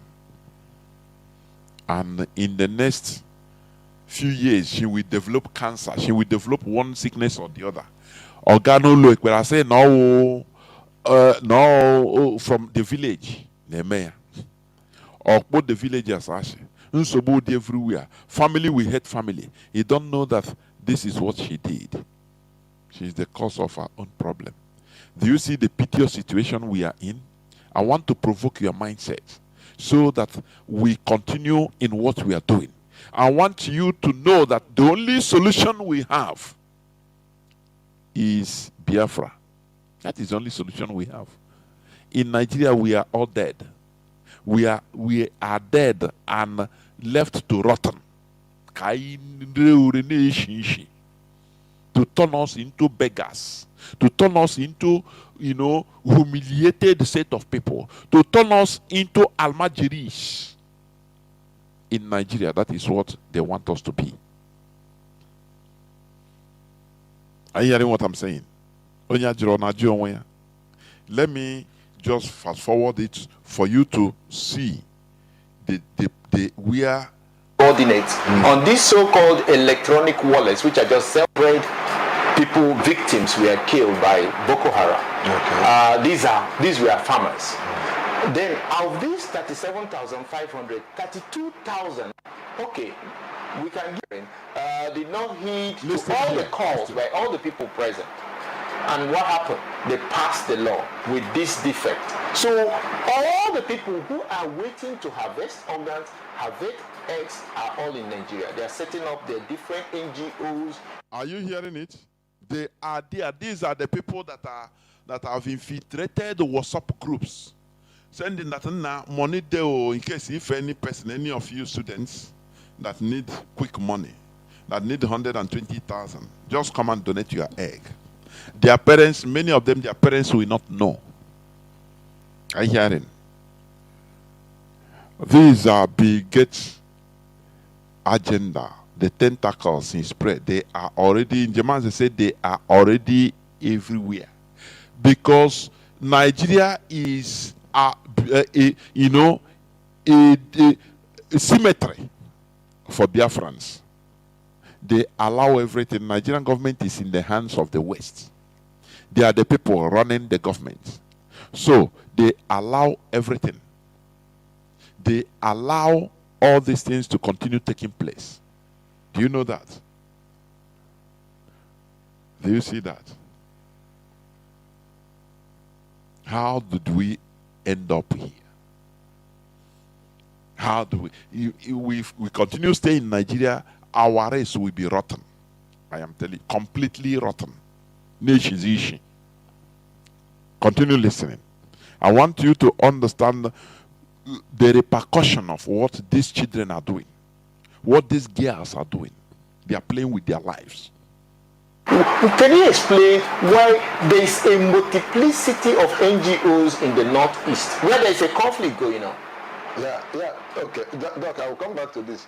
But what I want to ask now, I mean, why is Bill Gates focused on Nigerian doctors? Yes. Can you address that? Before he's focused on Nigerian doctors because he now wants to harvest these eggs, and doctors are the people going to harvest these eggs. These are going to be in hospitals. But Nigerian doctors, he knows, because of our high moral standard, and I must say very high moral standard, our doctors will not do that. Because our doctors know that if you keep on harvesting those eggs in those women 2 to 3 years later, they will die. Do you hear it? Those women, 2 to 3 years, they will die. That is what these people, they are using themselves for $120. Because, I mean, for 120,000 naira. Because when these people are naive, they are novice, they are ignorant. What they are sucking away from their body, they don't know. They say, no, it's one egg. How do they know? Are you hearing me? They don't give them any medical backup. They suck them. Even if they damage anything, they don't care. They pay you the money. They can even take other things there. Do you see how Igbo, let us be careful about making money. Please. It is not, let us not lose our life in order to make money. Please. This is a very big problem. This Dr. Njemanze is an authority. He said it openly. Let me play it again before I close, before I start taking calls. Listen again. In the Northeast, where there is a conflict going on. Okay. Doc, I will come back to this. But what I want to ask now, I mean, why is Bill Gates focused on Nigerian doctors? Yes. Can you address that? He's focused on Nigerian doctors because he now wants to harvest these eggs, and doctors are the people going to harvest these eggs. These are going to be in hospitals. But Nigerian doctors, he knows, because of our high moral standard, and I must say very high moral standard, our doctors will not do that. Because our doctors know that if you keep on harvesting those eggs in those women 2 to 3 years later, they will die. Okay. They will die of liver failure, kidney failure, infections, some other complications. So we know that that's going to happen. So we're not going to do that. And when he called us, and I must say, let me stop here in this clip. Do you hear it? They will die, is sure. They will die of kidney failure, liver cancer, different types of complications. Since they have forgotten the money, their parents, their brothers and sisters will not know. They will start blaming Satan. Innocent Satan. They will start blaming. Oh, Satan did this. Kanye no one kabikon as a race. They want our race to be wiped out. The same way the Taino, the race, the Taino tribe of the Caribbean, the original indigenous people, they are known as the Taino tribe. They don't exist any longer. They want us to be assimilated. When we say this, you think that maybe everybody will die. Not only that. Once you lose your cultural identity, you start being assimilated in different cultures. We are Igbos of Kaduna. We are Igbos of Katangura. No more. You become minority everywhere. You are no more a central people. You become a stateless set of people. That is a problem. We are in an existential problem. Let us look back and embrace our collectivity, collective survival. It is the only way forward. this mad rush for money, it will not save anybody. It will kill us all. It will destroy our race. That is why we will forever be thankful to Mazi Nnamdi Kanu for bringing us together as one family. We were a people going into extinction. How is the mighty fallen? How is our female students going to donate their eggs? How? Something that will lead to their deaths in few years' time. Why is it happening? Can't we pity ourselves? This is the agenda, the world global agenda, through Bill Gates. When they talk about Bill Gates, do you think he's working alone? American government, the Western government, they are using him. You know, the same way America, the West, they are using Ukraine, hiding at his back, supplying him weapons in order to fight their perceived enemy, Russia. That is the way they work. They will front somebody. Are you hearing me? They will front somebody. Bill Gates, he's the person that he came several times to meet Chinedu, and they welcome him with red carpet, because these are the people that are running the country. These are the people that are funding the Boko Haram. These are the people that are funding bandits. That's why other always come from above. Don't do them anything. They are suffering Nigerian military, mostly Igbos. Are you hearing me? And there is a news which I didn't read. I didn't read it. I don't know. I didn't know. I just forgot it. About some Boko Haram, so-called repented Boko Haram. Are you hearing me? And there is a news which I didn't read. I didn't read it. I don't know. I didn't know. I just forgot it.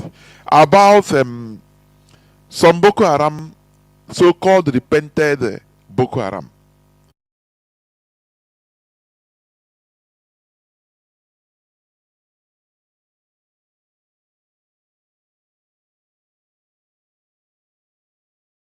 These are part of the Western agenda in order to do what? To destroy us as a people. So you don't kill them. Don't you see when the United Nations chairman, Guterres, he came to Nigeria and opened his mouth and said that yes, that they support Boko Haram terrorists being assimilated into Nigerian army. Don't you see that? Don't you see that Nigeria is a farm land for the West? You don't have any authority over it as a Nigerian. You don't have any authority over it. People are running Nigeria for you. They are doing it. That's why Chinedu, before entering office, he never have any blueprint. He said, if I write my blueprint, they will kill me. So I don't have any plan. No plan for Nigeria. Just it's my turn. He enter. Now it is the West that start giving him plans. Do this, do that, do this, do that. That is why people are in tremendous suffering. Nigeria is a farmland, British farmland. Let me read this before I open the lines. Repentant Boko Haram militants flee with government-issued firearms, vehicles in Borno. No fewer than 13 repentant members of Boko Haram have escaped with sophisticated weapons and motorcycles provided to them by the Borno state government. Premium Times reports. Do you see that? How they arm them. The newspaper reported that the escaped repentant terrorists were being trained and equipped by the Borno government for them to join the Nigerian military in the fight against insurgents in the state. Do you see that? That is an excuse they give. This is part of the global agenda. Nigeria is a farmland. We should save ourselves. It cannot happen. No, it's not an individual thing. We must collectively save ourselves. Otherwise, we all perish in Nigeria. Do you see how when you put a cube of sugar in a hot water, it will dissolve? That is how they want to dissolve us in Nigeria. Are you hearing what I'm saying? What I'm saying, if we don't if we don't make haste while the sun shines, we will be dissolved in Nigeria and become nothing. That is the way they want. Look at, they bring the terrorists. They immediately put them back into, assimilate them into the Nigerian military, give them something, give them weapons, and send many of them to Biafra land to continue committing atrocities, massacring people at will. There you should understand that Nigeria is in the hands of our enemies. We are under occupation. We are under occupation by the same colonialists that has been there since. In July, Sahara reporters reported how the state government said it has successfully reintegrated 8,490 repentant Boko Haram members into society through the Bonu model process. Are you seeing it? They reported this one, this 13 that have run away. They said 13, maybe add 200 to another 0, maybe 130 or more, because maybe there is no way they can hide it. Many of them, they train them, they equip them back, give them the. They say they run away. No lie. These are part of the plan. They come back into our land as Nigerian soldiers or Fulani headsmen or armed. How can you be in a country whereby, you know, there is no synergy? One minority group is trying to kill everybody, conquer, subjugate everybody. Who is helping them? Who is aiding them? That is a question you should answer. You should ask yourself. We better get out of Nigeria, otherwise we become dissolved. This is where I'm going to stop. I will go into a few minutes break so that when I come back, I will open the lines. Please do not go away. I'll be right back. When Bill Gates called us through the General Electric, who he awarded the contract to build 260 hospitals in Nigeria, so that it will be at these his hospitals they will be harvesting these organs and harvesting these eggs. So he will now take us out of the health sector. He invited the leaders in the private health sector and said, okay, look, I'm ready to offer you money to leave the healthcare sector. We told him before the executives of GE that he is mad and insane to demand such a thing. To leave medical practice. That we should leave the medical practice. And then he will pay us, no matter the amount of dollars we ask for. So we said, you are mad. We are not going to do that, and to hell with you. Is that really? We told him off before the executives of, I was personally present. The lab people, the president and secretaries of the lab, National Organization of the Lab, laboratory scientists was there. The president and secretary of the pharmacy, community pharmacies was there.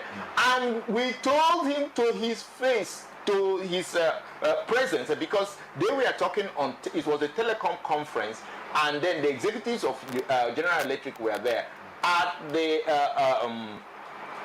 headquarters in Abuja. So we told him off that you cannot do that, even with all your money and all your thing, is not going to be possible.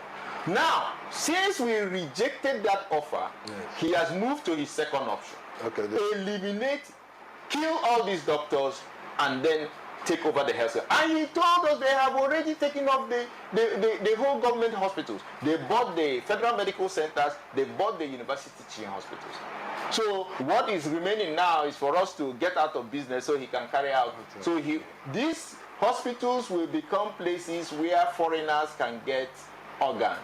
It will become places where he will harvest the ovarian eggs, and it will become a killing house for ordinary Nigerians. This is why this is dangerous, and this is why this country must, not just to stop it, not just to ban GMOs, we must call for an international inquiry in which Bill Gates will be brought before the courts of the Federal Republic of Nigeria and the International Criminal Court, International Court of Justice. We must bring it the same way Nuremberg trial was done during the Nazi Germany. Now, are our security agencies aware of this thing that is playing out? Yes, We have actually written to President Bola Ahmed Tinubu, who is the Chief Security Officer of the country. Yeah. And of course, all the other agencies, both police, army, and all the also have our submission to the President.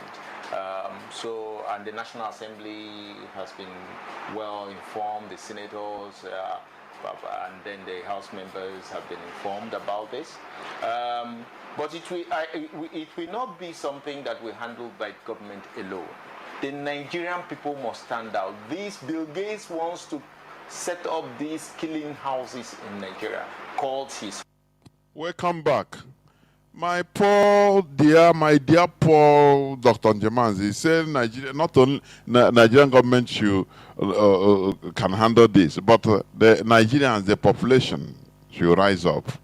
My dear, you don't understand Nigerians. There are no Nigerians as you have the French, as you have the Portuguese or the English. No, Nigeria is just an illusion. Nigerians cannot come out because of the way they have been, decimated, separated. No, it's impossible.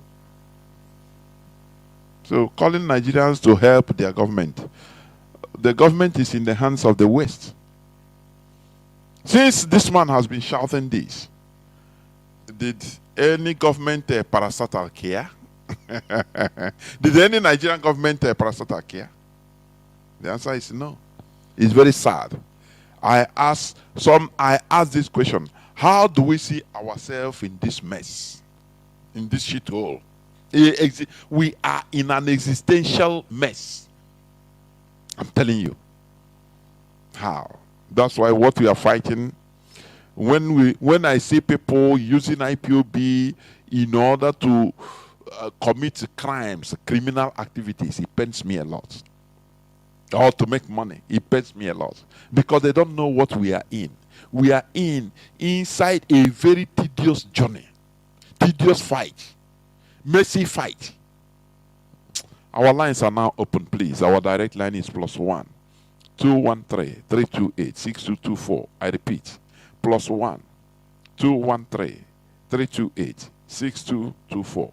I repeat for the last time, direct line +1 213 328 6224. Our WhatsApp and Signal line is +61 405 142 547. I repeat, +61 405 142 547. You can call us and give us your view. Honestly speaking, we must buckle up in order to continue this fight. Otherwise, we will be dissolved, completely dissolved in that quagmire called Nigeria. I'm telling you honestly. Going back is never an option. Going back or stopping is never an option. Just imagine what Brigade has been planning through sophisticated way. Now, Igbo girls, our people, are now going free, just 120,000 naira, in order to donate, allow their eggs to be collected. What a shame. What a shame. Can't we reason? It's very, very sad. Honestly speaking, very, very sad indeed. Very, very sad. I have callers coming, but I cannot. Just hold on. Callers, please. Continue calling, please. I don't know. My phone just black out. I cannot pick the call, but continue. It will come out. Caller on. Let me take this caller. Caller on WhatsApp. Can you hear me? You are the first caller. Please go on. Caller on WhatsApp. Please go on. Can you hear me? Hello? Yes, Mazi, go on, please. Hello? Let me see. Caller on WhatsApp. You are on air. Please go on. Go on. Caller on WhatsApp. Please go on. Caller on WhatsApp. Once again, please go on. Stop listening to your device. Oh my goodness me.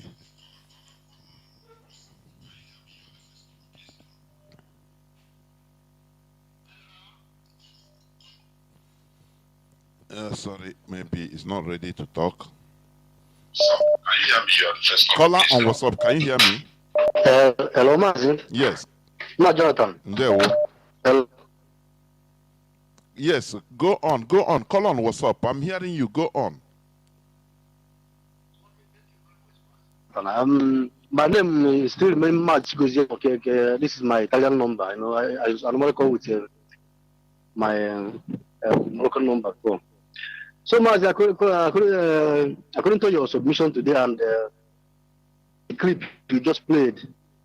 Yeah, I have played so many clips. Let me start from the one that is affecting me now. That you know, as you are saying this, I go to direct to TikTok in order to make it for people to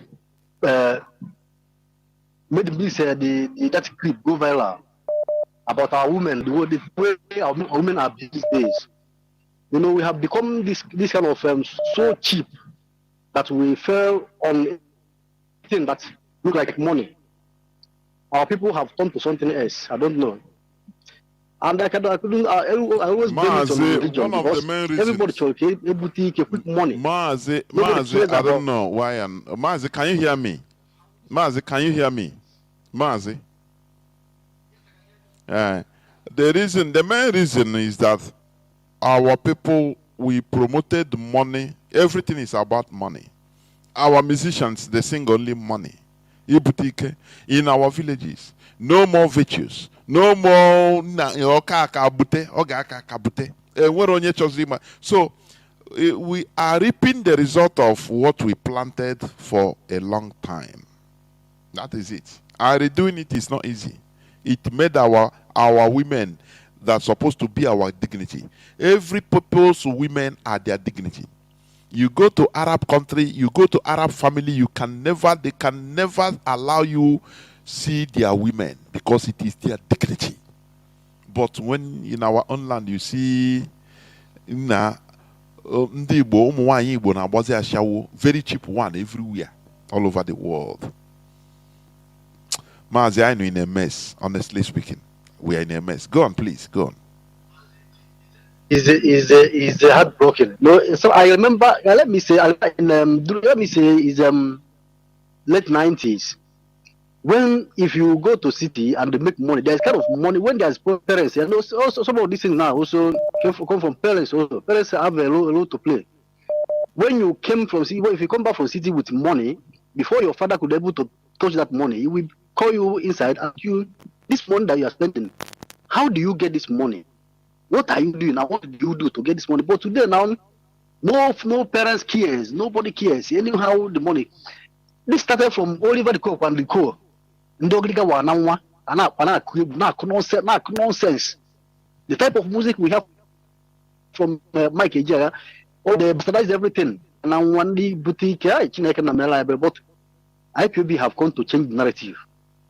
We must continue. This our work we are doing is something that it will take. That's why when I see some people who to one Biafra today, Biafra tomorrow, I know that these people are just fake. People who just jump into what they don't know. Freedom comes from there is teachings, expression, telling people the base what freedom is all about. Freedom is not just to flag independent. No, we have a lot to learn in order to sustain our sovereignty and maintain it the way it should be to meet to the level of civilization we are today. Or today now people want freedom, however it is. Anyone they say, or say whoever can give up Biafra should. This is not the Biafra we want. We want the Biafra that when people hear about us, to restore our dignity the way we are before the white man came, and to meet up with this modern civilization. This is what we are fighting for. Maz, let me leave you here. And thank you very much. Thank you very much, Mazi. When we lose our values, do you see, when we talk about going back to our roots, many people are highly misunderstanding. I'm telling you. In our own values and culture, everything is not about money. There is a type of money a child will bring, saying that it's our value, it's our roots, it's our. But when any was in everything, everything is new. All the things have passed away. You come aga part of the money, father ya gozie yanka, that is we are in a mess. We are in a mess. When a people loses their value is their culture. It's just like salt losing its value. It's no more supposed to be salt. It becomes nothing. You don't need it again. You understand? This promotion of Ibutik, right from, as our brother said, since 1970, we are a people sentenced into hustling for your own family. Just now go on bottom ticket. Why will you tell me? Nah, bro, that your knowledge, you carry it. I beg. It's very, very sad, honestly. Caller on signal, Mazi Madabuchi. Can you hear me, please? Yes, my brother, I can hear you. Good evening. There, Mazi, you don't drag it. Anyway, my name is Ifan Madabuchi, and I'm calling you from the Netherlands. You see, my brother, I need to start with our ladies, Igbo ladies, Biafran ladies, selling their ovarian eggs for less than $54 or $55. You sell your egg, you don't know. First of all, they take one, they give you 120. That is $54 or $55. You don't know how many eggs they have had because you don't have the microscope or the equipment to. You just align there like a one abab. They will enter inside you and take how many eggs that our brother, God will bless that man. The man is telling you that they harvest these things, and eventually, not only that you don't know how many they take, and the purpose is not in vitro fertilization for creating children. No, these are for making body parts for the rich, and you are paid $54.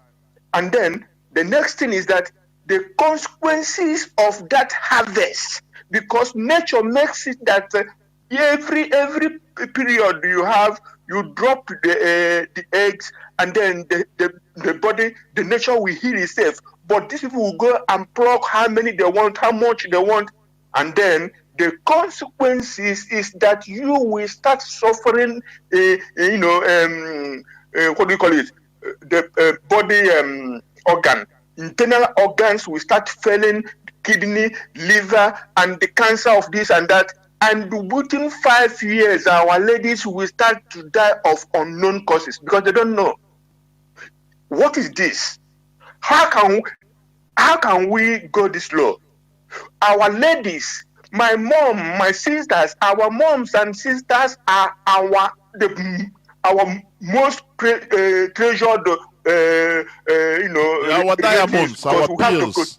Our diamonds, our pills. Yes, they are our jewels. We protect them even with our lives. How can they wallow in and like this by selling themselves and creating death for themselves? My people need to trace our roots. Our roots, like Jonathan said, is not only what you believe in as in faith, but your value, your core value system. That one ego is not, money is not everything. Your dignity, like our daughter, our sister who spoke to Nonsonkwa, who said, I didn't want to do it because I cannot bear the thought that my child is working somewhere and I don't know him or her. Just a simple reason. Common sense is not common. Anyway, my brother, you see, Governor Lawal of Zamfara State, He's talking about the unwillingness of the Nigerian government and Nigerian armed forces to fight terrorism and insecurity in Nigeria.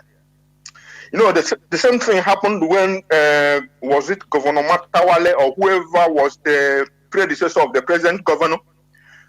The same thing happened when he was there. The indigenous people were being displaced so that gold in their land is being, mined. By whom, you may ask? By whom? Who was displacing them? Who equipped and trained the terrorists that were displacing them? And why wasn't Nigerian armed forces engaging those terrorists that are displacing the people? Do you see why Nigeria is a British, zero liability company? And do you see why we, the East, why we need Biafra? Why we must restore Biafra? You know, Chinedu had no blueprint during the presidential campaign of 2022-23 before he emerged. But he promised Nigerians to continue where Buhari stopped.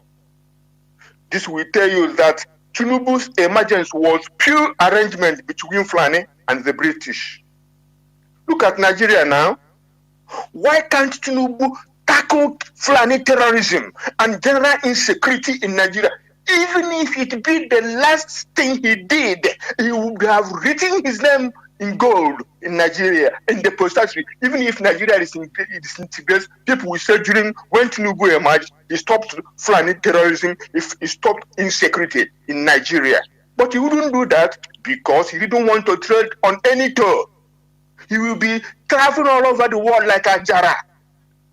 But he will not solve any problem in Nigeria. And hunger is killing people that have gold, uranium, titanium, oil, gas, and name them. That's your Nigeria. And that's the Nigeria Biafrans want to live. Willy-nilly. Whether you want it, we must leave Nigeria. You know, this man, they call General Musa. I won't call his Christian name because he is abusing that name. That General Musa, the Nigerian is the chief of army staff or whatever he is.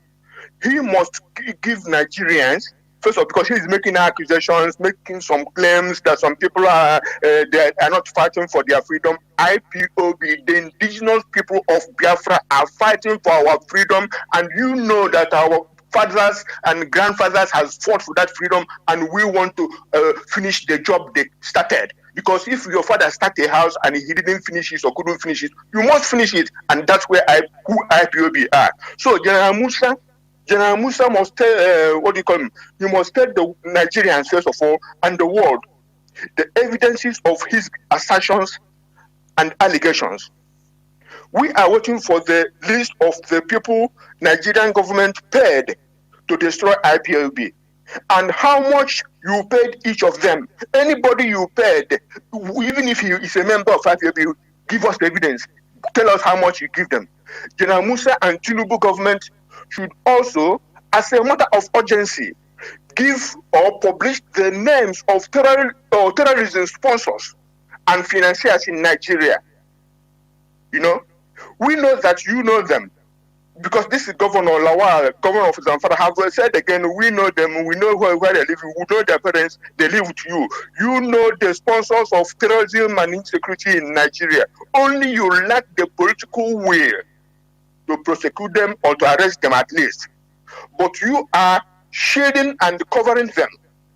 But the Nigerian government, including General Musa, are carrying shameful blackmail and propaganda against the indigenous people of Biafra, IPOB. And while we are on it, you know, this man they call Sheikh Ahmed Gumi and so-called professor, because everybody cannot tear a paper somewhere and begin to call himself professor. That man who championed the NIM registration in Nigeria. Yeah. And he said his name is Professor Issa Ale Pantami, or if I'm not, that's Pantami, yes, that him. man. It's him. Yeah. So both terrorist sympathizer, if not terrorists themselves, they call the terrorists. They are our even this is Gumi, who said they are there, and even Buhari, whoever it was, he said they were their misguided brothers. This Issa Ali Pantami called the terrorists. They are the Northern freedom fighters. Can you imagine this? A minister of state calling terrorists. Everybody know that they're terrorists, and he said is their freedom fighters. You know. So what we are saying here is that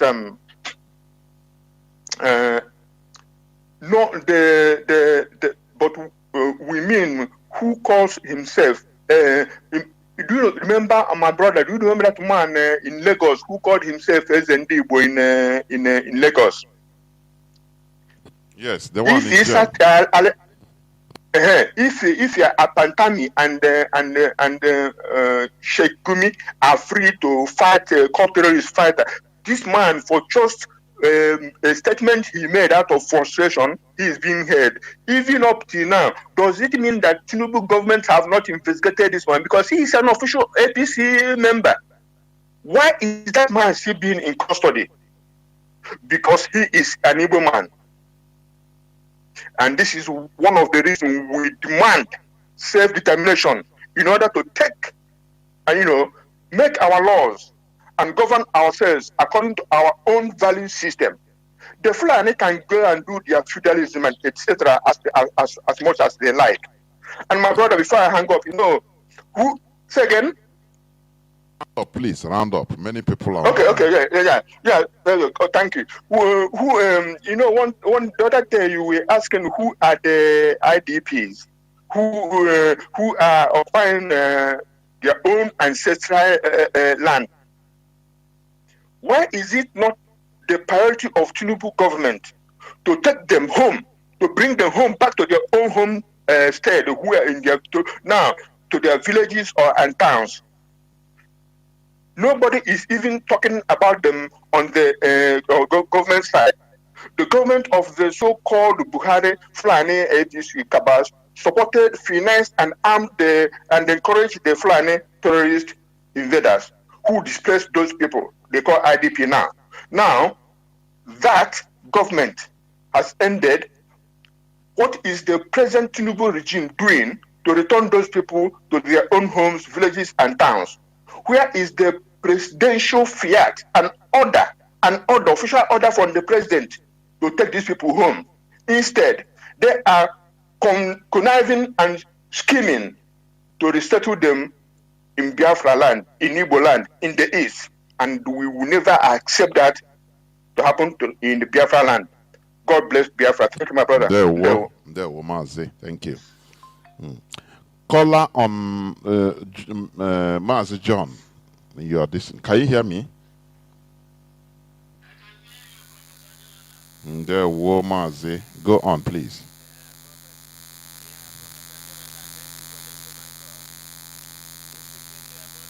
Mazi, go on. Yes.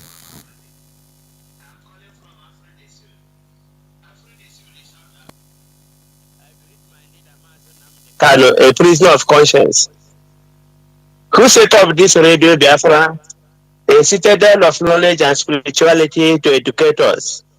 Prosperity included in it, in this one box. And that is what we are doing, Professor Jonathan. You are blessed, maintain your blessing, Professor Jonathan. Professor Jonathan, let me answer you some question you asked. You said, what brings us to this stage? It doesn't need somebody to be a scientific to know what bring us to this stage. Let me start even from our women of late. Professor Jonathan, I was in Biafra recently, and the women I see are no longer the women that I know before. Professor Jonathan, you are talking about them selling their organs. These organs they are selling, when you ask them what, some people may think they're hungry. It's not that they're hungry. The money is used for trading Brazilian wig. If a Biafra lady, a Biafra girl in university don't have 30 inches of Biafra, of Brazilian wig, he's not up to. That is why he's going to sell himself, because he wanted to belong to. If a Biafra lady is not, you know, sometimes when you look at their face these days, it became very, very, before when you see a Biafra lady face, it's very cool and calm. When you come to him, you say, oh, Unne, Adamwa, oh, Emaka. But now when you see a Biafra lady, a Biafra girl, the face is very, very, the eyes is red. Very awkward. Awkward. And what make it? You will see his eyes. His eyes is long, like if it's looking to you, it look like a camera weapon. You will be afraid even to approach him. Because you ask yourself, what exactly, how managed did his elbow grow to the extent that the elbow is now afraid? Because that elbow is affecting the eyes and it's red. You will be afraid even to approach him. Now you want to collect even change from him. Professor Jonathan, if you don't take care, there will be blood in their arm, because the fingernails on the arms is like those Titanic movie, those dangerous one that is sucking blood. This I want to see in different land. So when they tell you that they are hungry, I don't pity Igbo or Nigeria, unless if it's a Biafra IPOB member who understand, because these ones, they don't want to understand what you are talking. They thought that money is everything. That is the problem. Professor Jonathan, what you talk this evening is very, very much. But let me tell you, Nigerians or Biafrans, as you said, Nigerians are dead body. There is nothing they can do. There is nothing Nigeria can do. Because if you tell me that Nigeria can do something, Nigeria is built of 7 terrorist organizations that is running Nigeria. In every department, Nigeria is a terrorist state. Their traditional rulers are terrorizing.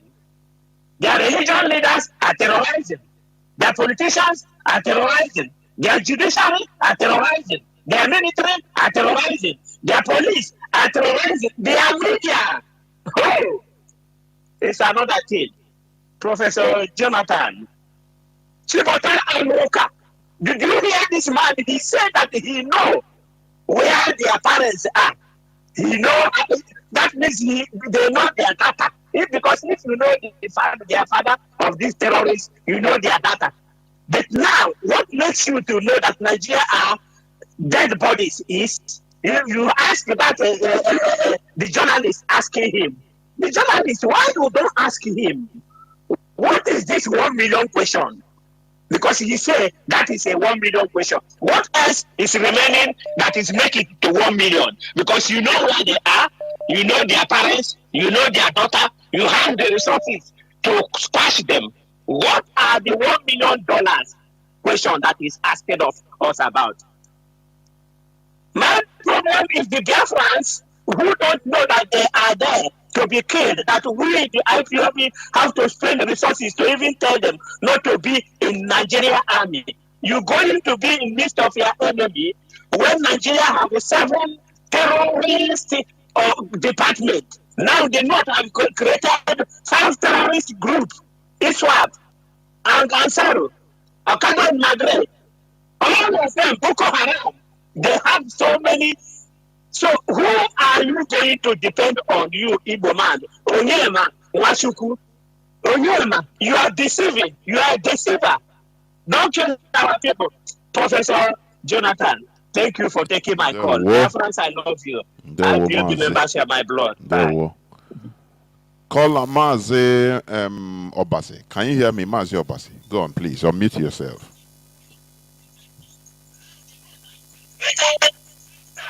Mazi Obasi, are you there? There, well, please go on.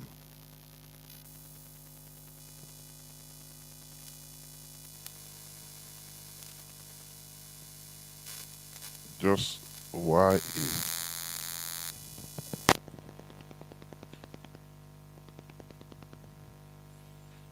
just hold on.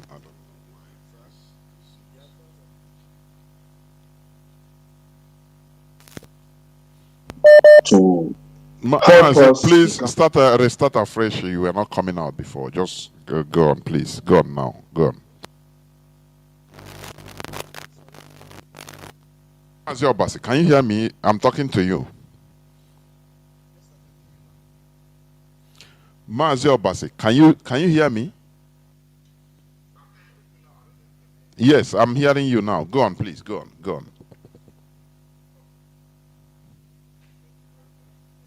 Okay, I want to contribute first of all to what our sisters, the despicable activities that our sisters are engaged in. And I will not just speak about our sisters, I will also speak about our brothers who are enablers of these evil activities. And when I talk about these evil activities, it's not just about donating their eggs or selling their eggs. I'm talking about other acts that you have listed, including prostitutions and other, acts that are very, very strange to our culture and to our tradition as a people. Now, when we speak about religion, sometimes people fight us as if we have anything against a particular religion. Our issue, most of us who speak about these things, is the inherent belief system that is destroying our core values. And I will appreciate anyone who has problem with that to actually have courage enough to raise a topic and have an open discussion on that and allow us to be able to punch hole in some of these things rather than throwing jabs. What am I saying? You alluded to something when you were speaking. That was what prompted me to even call. You alluded to something about, you make money in anywhere, you take some of the money and give your parish priest or whatever. Now, they say the most dangerous man is the one who believes that he can be forgiven of anything that he has done. That's the most dangerous man being you can deal with. Anyone who believes that he can do anything against his fellow human being and it will be forgiven, and the only thing you cannot be forgiven is what you have done against God himself. And even that, which is considered a blasphemy, is not explicitly written for you to even know. Now, such man is a dangerous man. And why am I emphasizing on this? The concept of sin, at least in Christianity that I know very well, I don't know that much about Islam, and I don't think Islam is a huge problem for us as Biafrans. So I'll focus on Christianity. The main problem, the main concept of sin in Christianity suggests deviation, and not necessarily the same concept that what we call alo or aro, whichever one you pronounce as a Biafran or as an Igbo person, connotes. The concept of sin suggests someone who's working on a certain path, a straight path, and you deviate, and you can always retrace your step and just continue moving from where you stop or from where you deviated, and your journey will continue. That God forgives everything. But the concept of alo in our Igbo cosmology suggests a contamination. It suggests a principle of contamination. And that is why when somebody does anything that is considered abomination in our land, it is not only the concern of that individual, it becomes a concern of the entire community. Because when you commit such an abomination, or what we call alo, you have in effect contaminated the land. Because as we understand it as Igbos, as Biafran Igbos, that the highest giver of law is the land and not even God himself. It's the land. That's why we call it the law of the land. When you do anything, you go against the laws of the land.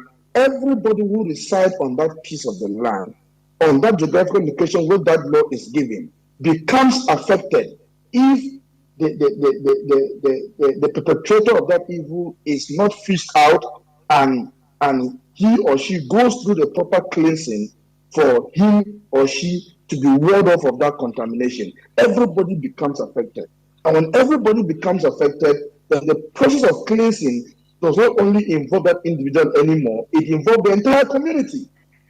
And that is why if you commit a certain level of abomination, you are taking away to what they may refer to as the evil forest. Because that evil energy, that bad energy that can pollute everybody else, will have to be taken out of that society. Now, when this principle was adhered to properly, people are not only careful of what offense they will commit against the laws of the land, the people around them are conscious to watch and ensure that these people are not allowed to do things that is going to affect everybody else. And thereby, we become our brother's keepers. And this is what has kept our land safe until the inception of this liberalism that was infused in this newborn religion that make it feel like the act of sin is just a deviation and affects only individual. And if you go into your room and kneel down and pray, it is gone like a magic. It doesn't happen like that. And the evil of this, the effect of this evil has been committed in our land is what we are reaping today. We see it. If it was to be forgiven by paying your tithe, by the Reverend Father or a pastor praying for you, we will not be where we are today. So our people are committing sacrileges, contaminating our land, desecrating our land in such a manner that it becomes undictated. And now it has become even so rampant that you don't even know how many people that you will take through that process traditionally to even cleanse them or get them out of the land. But rather, we celebrate them. They are the ones that we give a chieftaincy title to. We are the ones. They are the ones that we praise. They are the ones that receive the front line in different churches. They are the ones that is being encouraged, like we said, in our music and even in the movie industry. I always talk about the movie industry. It has been our worst enemy as far as I know. And this is some of the effect of religion. So when you talk about religion in our land, that we are the teachings that is destroying our land. Now, I said earlier that my only concern is not about our sisters. It's also about our men who are collaborators, who are enablers, who are beneficiaries of some of these evil entities that they have organized for themselves and spreading it, along our people. Even where we stay, I see some of them. And I ask myself, let's assume that prostitution is born, as a last resort, of suffering. The question is, these tiny young girls, what at all have they experienced in life that the last resort is to merchandise their own body? I don't know. But there are people benefiting from it. Last time there was a video of somebody who brought his own sister. The video circulated. Even Mazi who posted that video. Our own brother bringing his own sisters and other siblings, 16 years. How much at all are you going to make from that? And yet, we know that what we are doing is wrong. But because of the peanuts we are going to get, we continue doing that. Now, to the man, I believe Zamfara State Governor also, I was talking about the insecurity and you see, the hypocrisy of the North is what is going to destroy the zoo at the end of the year. At the end of the day, the hypocrisy of the North against their own self, born out of the hatred for the Igbo people. Because since we are together in a contraption called Nigeria, they see condemning their own action publicly or condemning their leaders who are being evil against their own people. They see it as washing their dirty linen, in the public, because they feel that the Biafrans will now be aware of the wickedness of their own people and they will laugh at them. Because of that, they keep quiet and they are dying. Goodluck Ebele Jonathan was the president that they introduced this evil against, simply because he sacked a national security advisor and they begin to impose some of these things on him. He wants the North to be well, they don't want it. And when he tried to fight this evil, they fought him back. I remember US, I will never forget, that time Hillary Clinton, I believe, was Secretary of State at that time. Obama was the president. Goodluck the president went to America to buy arms to fight this evil. He was blocked. The American officials sold to him. He had to go through the back door to South Africa to get arms. This same Atiku, who was the president at all costs, called his friend Jacob Zuma, who was the vice president to Thabo Mbeki when he himself was vice president to Obasanjo, to block Jonathan from getting arms and expose him and make caricature of Jonathan for trying to fight Boko Haram. Today, they are benefiting from the activities of the people they have clearly referred to as their freedom fighters, and they come on radio or on podcast or whatever to give an interview that is meant to achieve nothing. If you say that the government is aware of these people, you have come to tell us as a governor that you don't have control over the army or any of the security arm in the state. Fine. You are now trying to tell me that the president is the one responsible, isn't he? Did any of you say these things when Buhari was in power? Nobody said that. Today you are crying, and then they ask you, okay, what is happening? You said it's a $1 million question. And who is supposed to answer that? They will continue, like our leader have said, I can't say Hagaba. They will continue to reap from the evil that they have planted, thinking it will destroy other people. It will destroy them. They plant similar thing in our forest, but thank God for IPOB and Mazi Nnamdi. We have been able to establish ESN, and ESN has put them to check. Today, food security is not an issue in our land. Coupled with our farming or agricultural revolution, food security is no longer an issue in our land. That doesn't mean that we have achieved the highest result that we need. We are still doing it, but we have defeated them, and they know it. Jonathan, this is what I can say. Mazi. Of course, that's it. You said it all. When we have a religion that promises forgiveness, very simple, very easy, forgiveness of sin. Sin is crime. You just go and kneel down and either confess to somebody, a reverend father, or you pray and everything is forgiven. Oh, behold, you're a new creature. That is where things fell apart.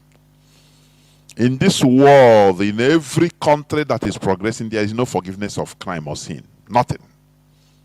Forgiveness means appropriate punishment. You make law. Every country advances through law, so that to prevent people from committing the crime. Not you are promising once even if your sin is as black as Erebus, that you will be forgiven. Who says so? That is what is making us scattering our mentality so that we become rotten. Because it's very easy now. Anything you commit, anything is easy. You go and we no longer see crime or sin as against the land. Instead, it becomes individual. Now, why are you judging me? Why are you judging me? We should be judging ourselves in our values, in our culture. Any crime or any sin is against the land. You need to cleanse it. And cleansing it involves a lot of things. So you don't dare provoke it or enter into that sin. Talk less of, because cleansing, you can be exiled. You have to do it. Otherwise, you face the repercussion.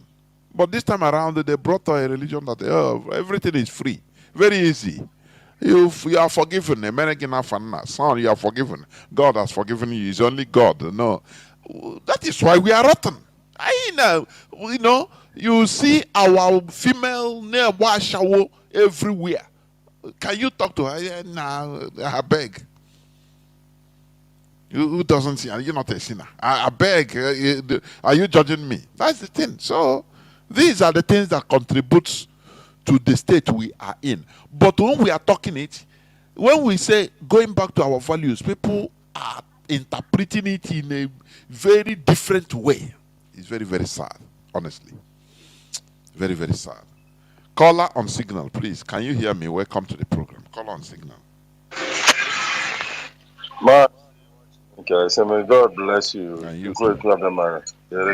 There.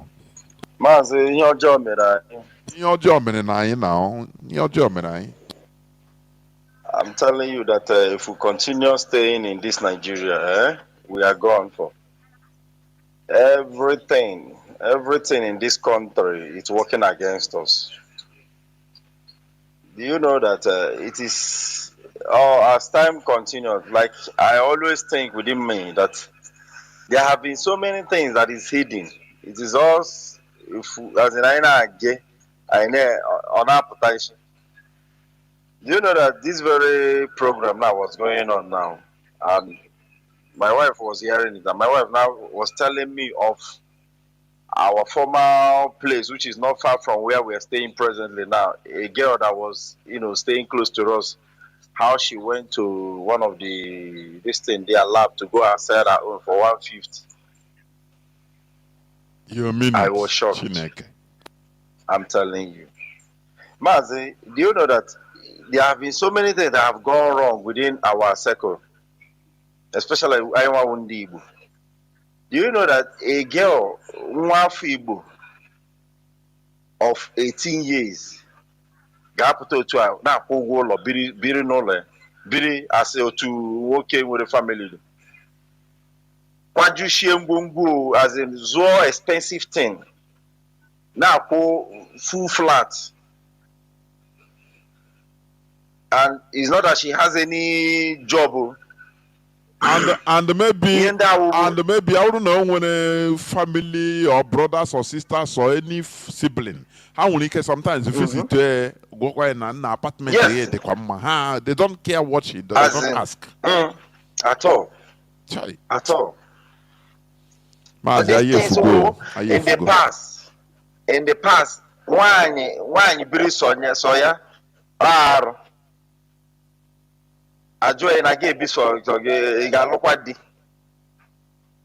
but now it is normal. You even see them. 3 of them will go and rent an apartment and live. Do you know that even other tribes, like Yorubas and the Hausas, they are afraid of their men, within in the environment of where their men is, name all of these things. But our women, there is not, and we the men are the contributors of all these things. Igbo man, we have taken over from the Edos now, the Indibini. Yes, Mazi. Okay, before all the I now Igbo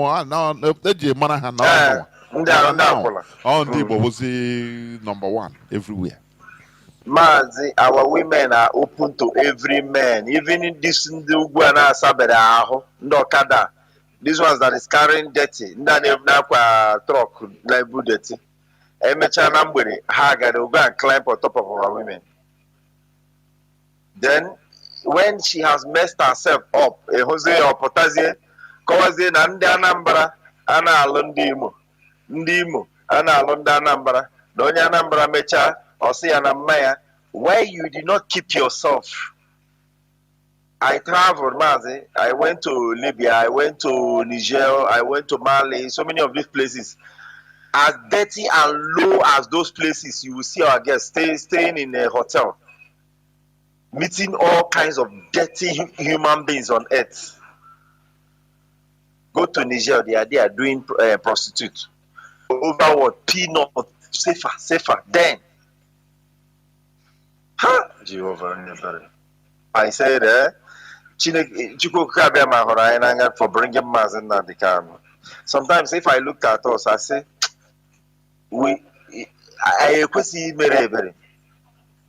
And again, are you going to go and collect 150,000 naira? And did you know that these girls, it's not that they are hungry. It's just that they want to feast nail. They want to feed eyelashes. They want to fish eyeballs. They want to put, they want to rub creams. You cannot even tell who is an Igbo girl again in our environment. But even in the catch kunjo, come, they are all as in a national cake to every Tom, Dick, and Harry. In short, if we keep talking this thing, it will not end. Mazi. But it is and Mazi, do you know that these people are the most ignorant people? The only thing they know is social media aspect, celebrity, hair nail, the name of hair, Obi Kubana, and irrelevant things. They are not mindful of their environment. They are not aware of the dangers. They don't even if we discuss with them, many of them about our Biafra, you see how they will use a mockery. It's just that the ties has changed now. People are now seeing how dirty other tribes are, or how hateful they are about the Igbos. Before they comes out, you will see an Igbo full-fledged girl. You will be telling an Igbo Ndara that this Igbo village is an Igbo. But she would be admonishing other tribes, Yorubas, Hausas, and Igbos. It is because the reality have done in their eyes. They are now seeing that even you yourself have been hit. Mazi. We have with so much work. But I thank Chiko Kukabema for the men that is in this very struggle. People like you. That is why missing anybody that is not listening to Radio Biafra is doing itself. I want to make sure that I send that Jamanze. I will send it to my wife to send it to her. I said, Agwaragagwa, from Garamana Wagi. Mazi, Bechikoka, Bema, bless you. And you too. I can't finish it off. Thank you, sir. It's very sad, honestly speaking. You see how developed many Arab countries are, but they stick to their values. Even different Asian countries, they stick to their values. Their women are their jewelry. You don't joke with their wife or their mother and their women. You don't joke. You don't ever try it. And their women respect them. They respect themselves. But Bian Alibo. Before, here was in the Benin now on the Igbo total in the Igbo everywhere. Mano here manozo. Sobodio. Sobodi. Mazi Ugo, can you hear me? Mazi Ugo. Mazi Ugo. Yeah, hello, Mazi. There we go. Mazi Jonathan.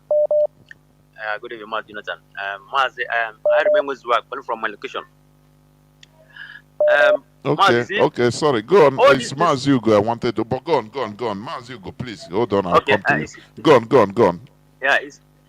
Yeah, you see what is happening? What is happening is all these things that you were saying, that we explain every day, it's not ordinary. Mazi, all this thing is a grand plan. It's a grand plan by the West. When they continue advising Nigerian government, because there are people that install who rule Nigeria, like what you said, British is totally in control, including American, British and the American. They are aware. This grand plan, they are people that installed who rule Nigeria, British and the US. Because you can remember the testimony of the general you always put that said that they went to Harvard and discussed with CIA before in 2014 before where they present Buhari as the candidate. So the US is involved is what is happening. This is all grand plan. What is when continue to advance Nigeria. You see the IMF and the World Bank try to advance Nigeria to weaponize, make sure they weaponize poverty in Nigeria. Because this is a very weapon. Poverty. They try to weaponize poverty in Nigeria so that they can achieve this kind of objective. What we are saying, we are talking about what our women are doing. It's all boiled down to poverty. It's all boiled down because of poverty, because of the situation of things. And again, when the religion have made us to behave this way, the way that is individualism, not people that are not in collectivity, people that work on individual progress. This is why our people are doing like this. Everybody is fighting for his own survival of the fittest,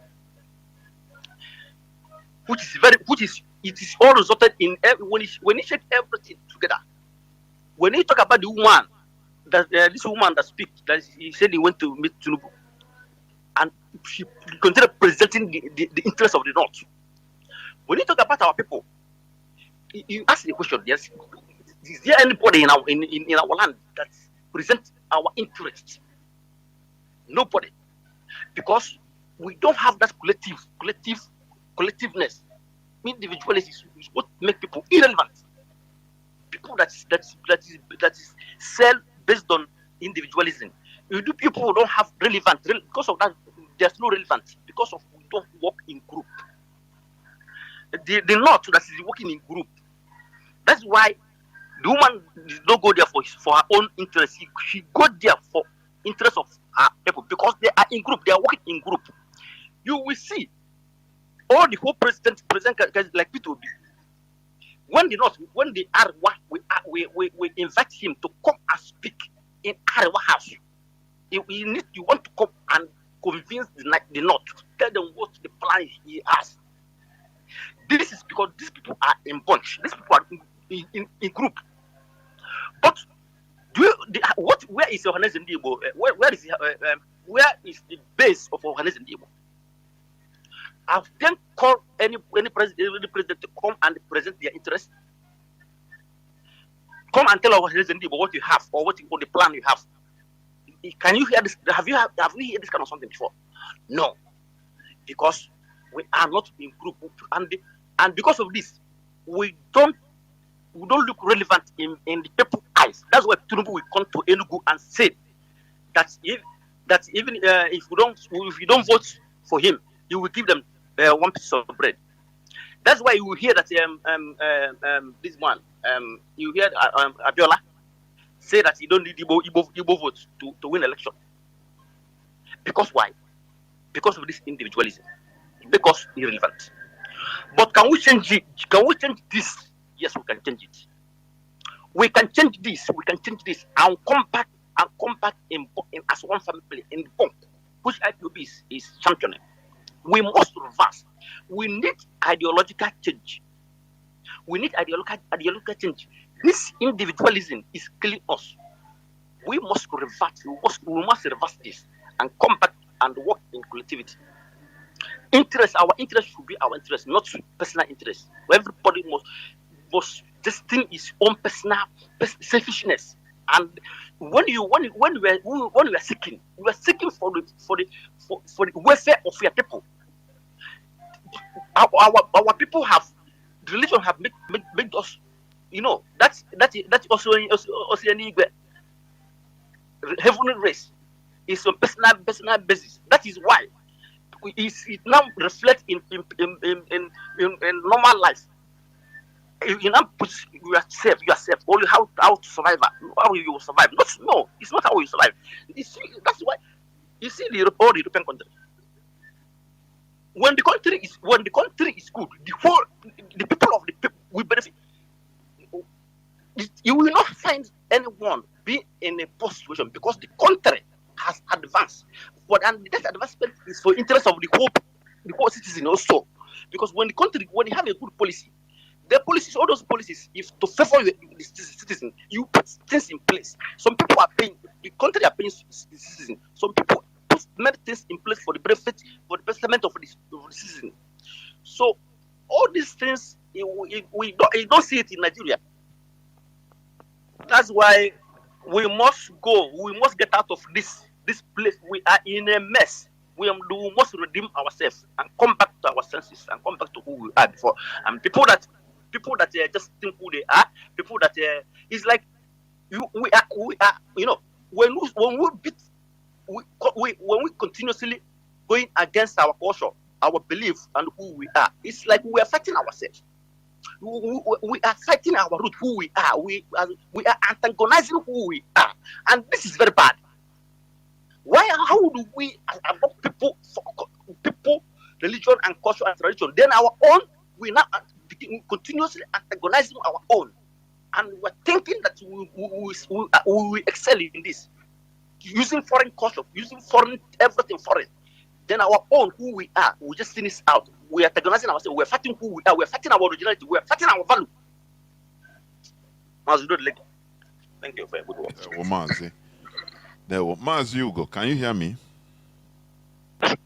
Yes, Mazi, I can hear you. Can you hear me as well? The whole world is hearing. Please go on. I think you made the last call. My big brother, Mazi.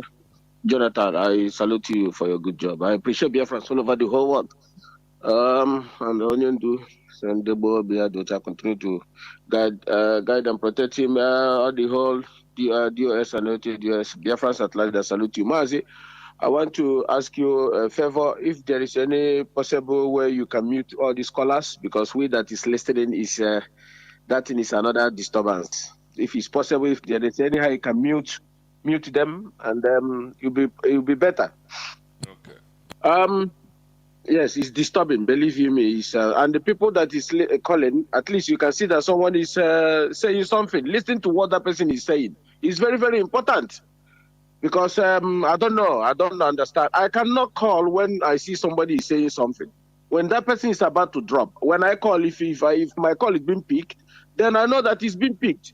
But somebody is speaking. You are still calling. You are disturbing both of us that is listening, both the international community that is listening.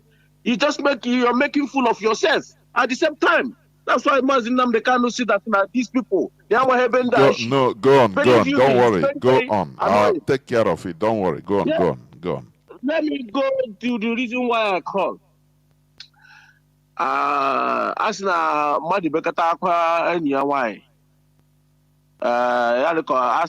There is how we. Oh, it's very sad. Anyway, Mazi, you see. There's something IPOB as it stands now for these things that Nosonka you play. We are not going to take it lightly.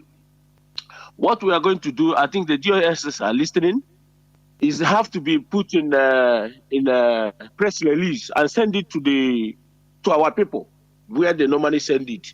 And the second one is this: we are going to make sure that anyhow IPOB will go underground and investigate and get the number of these people that have already do it. We will call them, give them a call, and tell them that they have committed the sacrilege in our land. Have to walk from our land. These girls, we are not. We IPOB as it stands in Biafra land now as stakeholder in our land. If you are thinking that these Igbo politicians, do you know this thing that happened? Believe you me, if there is place they have a law, or these Igbo politicians have good things for us. These people you are seeing, they want us all dead. Believe you me, they want us all dead. Do you know that this is a pure evidence that from that lady, she will just take you to that hospital, they will pick all those doctors and execute them. You see those doctors, they will just pick them and sentence them to death. There is no two ways about it. You can't do this thing in Europe. But if these politicians in Igbo land want to you see this thing, they will just go to the hospital and mount investigation and pick these people and sentence them to death. There is no two ways about it. And you sentence these people to death. These are the people that brigade have planted in our land. But who is going to say it now? Don't you see how they are killing our people? These politicians, don't you see it? How they're killing our people? So the main reason why I call is this. We have to get the number of this. By the time 200 or 300 people put a call across this lady that have done this thing in our land, they have committed sacrilege. How should I believe we poor? Let's give them a call. If somebody can get their number, let's talk sense into them. Let's begin to ask them why. Why do you think you can do something like this? Do you know what they have taken from your system? Do you think these people actually want you to? Do you think these people actually want you to leave? Mazi, I got your number, these ladies, because we get their number and put call across them. Tell them, these people deserve to drive away from our land. Mazi, let me tell you something. Ignorance is the worst thing that can happen to a human being. When you confront the person individually, it will tell you that it is her body. What concern you? You know how our people talk. It's my body. What concerns you? What is your problem? So you can do anything he wants with her body. It's not about confronting one individual. It's about spreading the awareness. Because we are in a system, Nigeria, that is destroying us. Had it been we have our own system, we restore our land, the government will take care. But Nigeria wants us all to be going astray, to be rotten, as I said. So it's not about calling an individual. It's about educating our people, opening our people's eye. They are doing this. They don't know that they can lead to fatality. It's ignorance. Okochicho, they want to buy eyelashes, not to really hungry, hunger. They want to buy this, become like, that is the thing. So that's why, first of all, convincing our people, pushing them to listen to Radio Biafra is number one thing. It's number one progress or development. So that they will be hearing this and start understanding, say, okay, so this thing is not good. That is the thing. Parental care is also good. But the issue is this. Many of our families in Igbo land have been destroyed by the religion we are in. So that is the issue. That remains an issue. That is the thing. Before, our value, anything, just like one of the callers said, 18-year-old girl, got built an apartment in a city with a state-of-the-art equipment. A holiday or not a visit and now because I'm my own that is the thing. I wouldn't now go to in a big way. No. 18 years. So you see that we have gone astray. One, because we relegated our culture, they destroyed our values. You see, I'm still giving an example of Asians or Arabs that maintains their value. They are developed, but they still maintain their value. Their women are their jewel, their pearl, their diamond. You don't joke with their women, and their women also respect themselves. You protect them. But in our own, the reverse is the case. So where are they gonna buy? So the only solution is this education, so that people's eyes will be open. That is what I want to put there, please. Mazi, please go on. Right, Mazi. You know that what I want to tell Biafrans now is the truth, nothing but the truth. Do you know that there is an agenda to destroy us as a human being, more especially in Igbo? There's an agenda to destroy us. Do you know that people don't know it? Mazi, what I'm telling you, some people don't even know it. You know, when we cry, we go other social medias, we call their radio, we tell them, we debunk other things, we do. Ask our people, how many of you call the Zoo radio and debunk the rubbish they are talking about our people? And let me begin to tell our people something. You see this unknown government they are talking in Igbo. We have to stop calling unknown government. It's a lie. This is what they want us to be saying. Unknown government. Unknown government is known. Unknown government is Nigerian army. This is what I'm telling them. It's Nigerian army, DSS, Nigerian police, Bubago, and so all the whole Nigerian security apparatus they bring in our land. They are the unknown government. If you say there is no, if you say you don't know no unknown government, we will catch those people that we are saying they are unknown government. Let's know who are they, because when we start telling them there is no, these are unknown. If you go some radio station, one of people call they say unknown government, I tell them these are not unknown. These are Nigerian agents. They want us to be repeating it. Unknown government, unknown government. They will be executing our people, killing our people in the name of unknown government. I tell them, why can't you people apprehend this unknown government so that we can know who they are? Our people should stop calling unknown government. Say it the way it is. These are Nigerian agents, DSS, police, army, and all the whole killers that Fulani and Nigeria and Igbo politicians have brought in our land.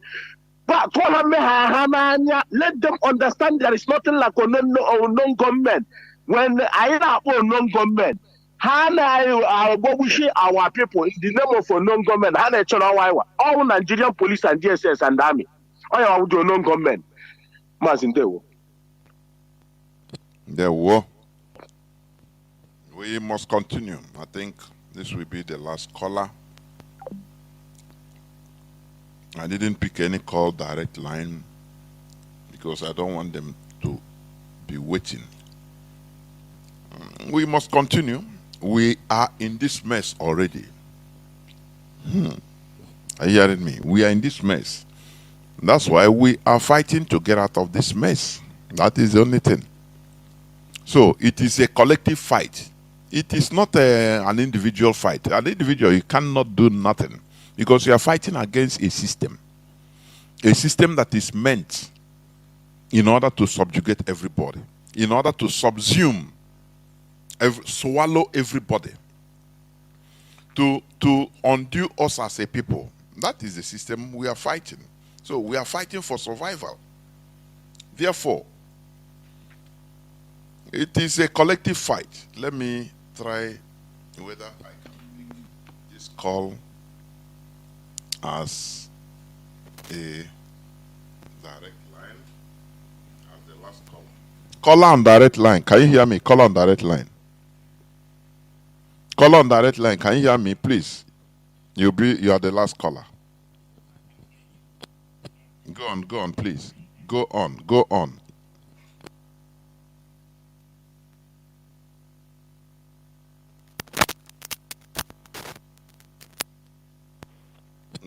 Question you set up earlier while you were coming up.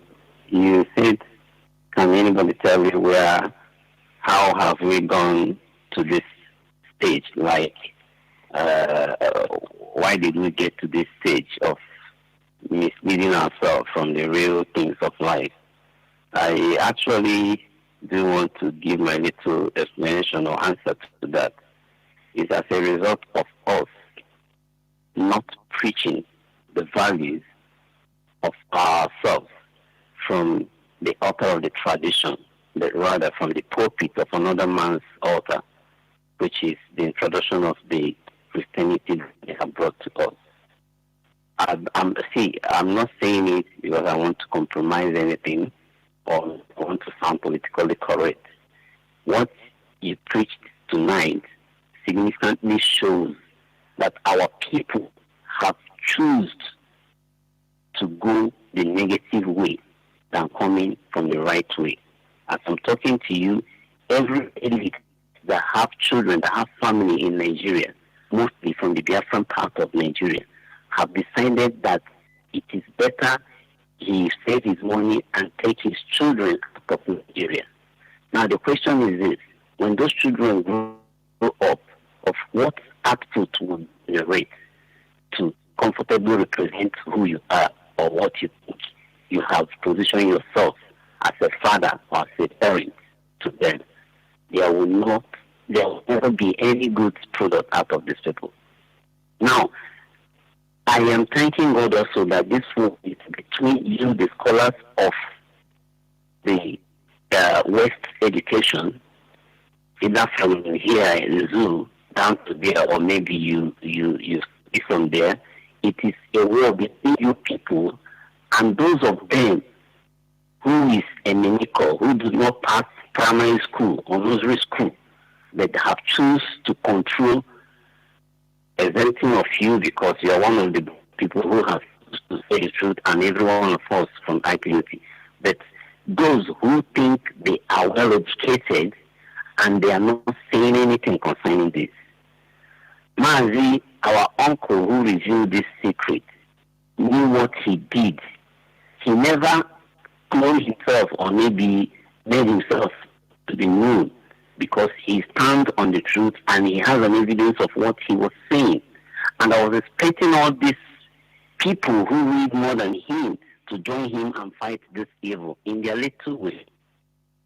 But the only thing I want to suggest, sir, because the time has passed already, because I have a lot of questions to ask that I won't ask for now. I'm recording it because a day will come, I'll ask you some few questions because I know you have a lot of answering perfectly. Now, the only thing I'll suggest to us is this. If IPOB, through the Director of State, can initiate a way of allowing lawyer Mazi Ifeanyi Ejiofor to go to Zoo Radio FM station, defend and create that misconstrued information from the Nigerian authorities and their media when our leader was kidnapped, and they did not arrest him, or maybe they did not restrict him from coming to that station, it is also clear that we have our right to establish our radios to every nook and cranny of Biafran land, and nobody will touch it. All their, whatever thing they hold against us in the law court, they have withdrawn it, which shows significantly that we have no case with these people. I think it is also good, our leaders, Director of State, please, the way to select among you people who are good in all this information. Let's begin to write letters to our traditional leaders, the religious leaders, and also institutions like the schools. Let them, I see these people when they preach, sometimes they will leave James chapter 1 verse 1, and they will pick a family moral point, and they begin to discuss it, pick some political irregularities, and begin to discuss on the pulpit. Now, why wouldn't they choose this important issue of GMO about all that and keep saying it, winning soul on the road like they're giving leaflets to come to my church, Jesus loves you and Jesus did not love you? Why wouldn't they print it out and begin to go around and tell people to restrict from this? And they don't want to do it. So I'm begging, if our authorities can start fighting this, maybe if from their law court or maybe from ICT or wherever, because I remember that Uncle Jamal said whether they sue him or not, that they are going after them. Please, it's better set these people up that way. Not our future back, please, mayor, because it's telling me that at this particular moment, people refuse to, realize that we have gone to our grave by ourselves. Thank you, sir. I remain Sindana Parima. Bye for now. There were Mazi. There were. This is where I'm going to end the program. Dear friends and lovers of freedom, we are here. Our mission is self-determination, to remove us from this mess we are in through mostly education, by teaching ourselves, by giving the necessary information that is okay for us to change our mentality. That is what IPOB is for. It's a non-violent organization. Anybody that you see that is talking about killing, this and that, carrying God through, is not IPOB, please. We are a non-violent organization. Mazi Nnamdi Kanu saying we destroy Nigeria with the truth, and that is what we are continuing. Therefore, we must return back to who we were. Otherwise, we become a gunner. We become a destroyed race. Biafra remains our tradition, our ideology, our religion. There is no other way than Biafra. We must continue making sure that we contribute our quota so that Biafra will be restored. Thank you for listening. From me, Mazi Jonathan Chinedu, from here, it is simply good evening.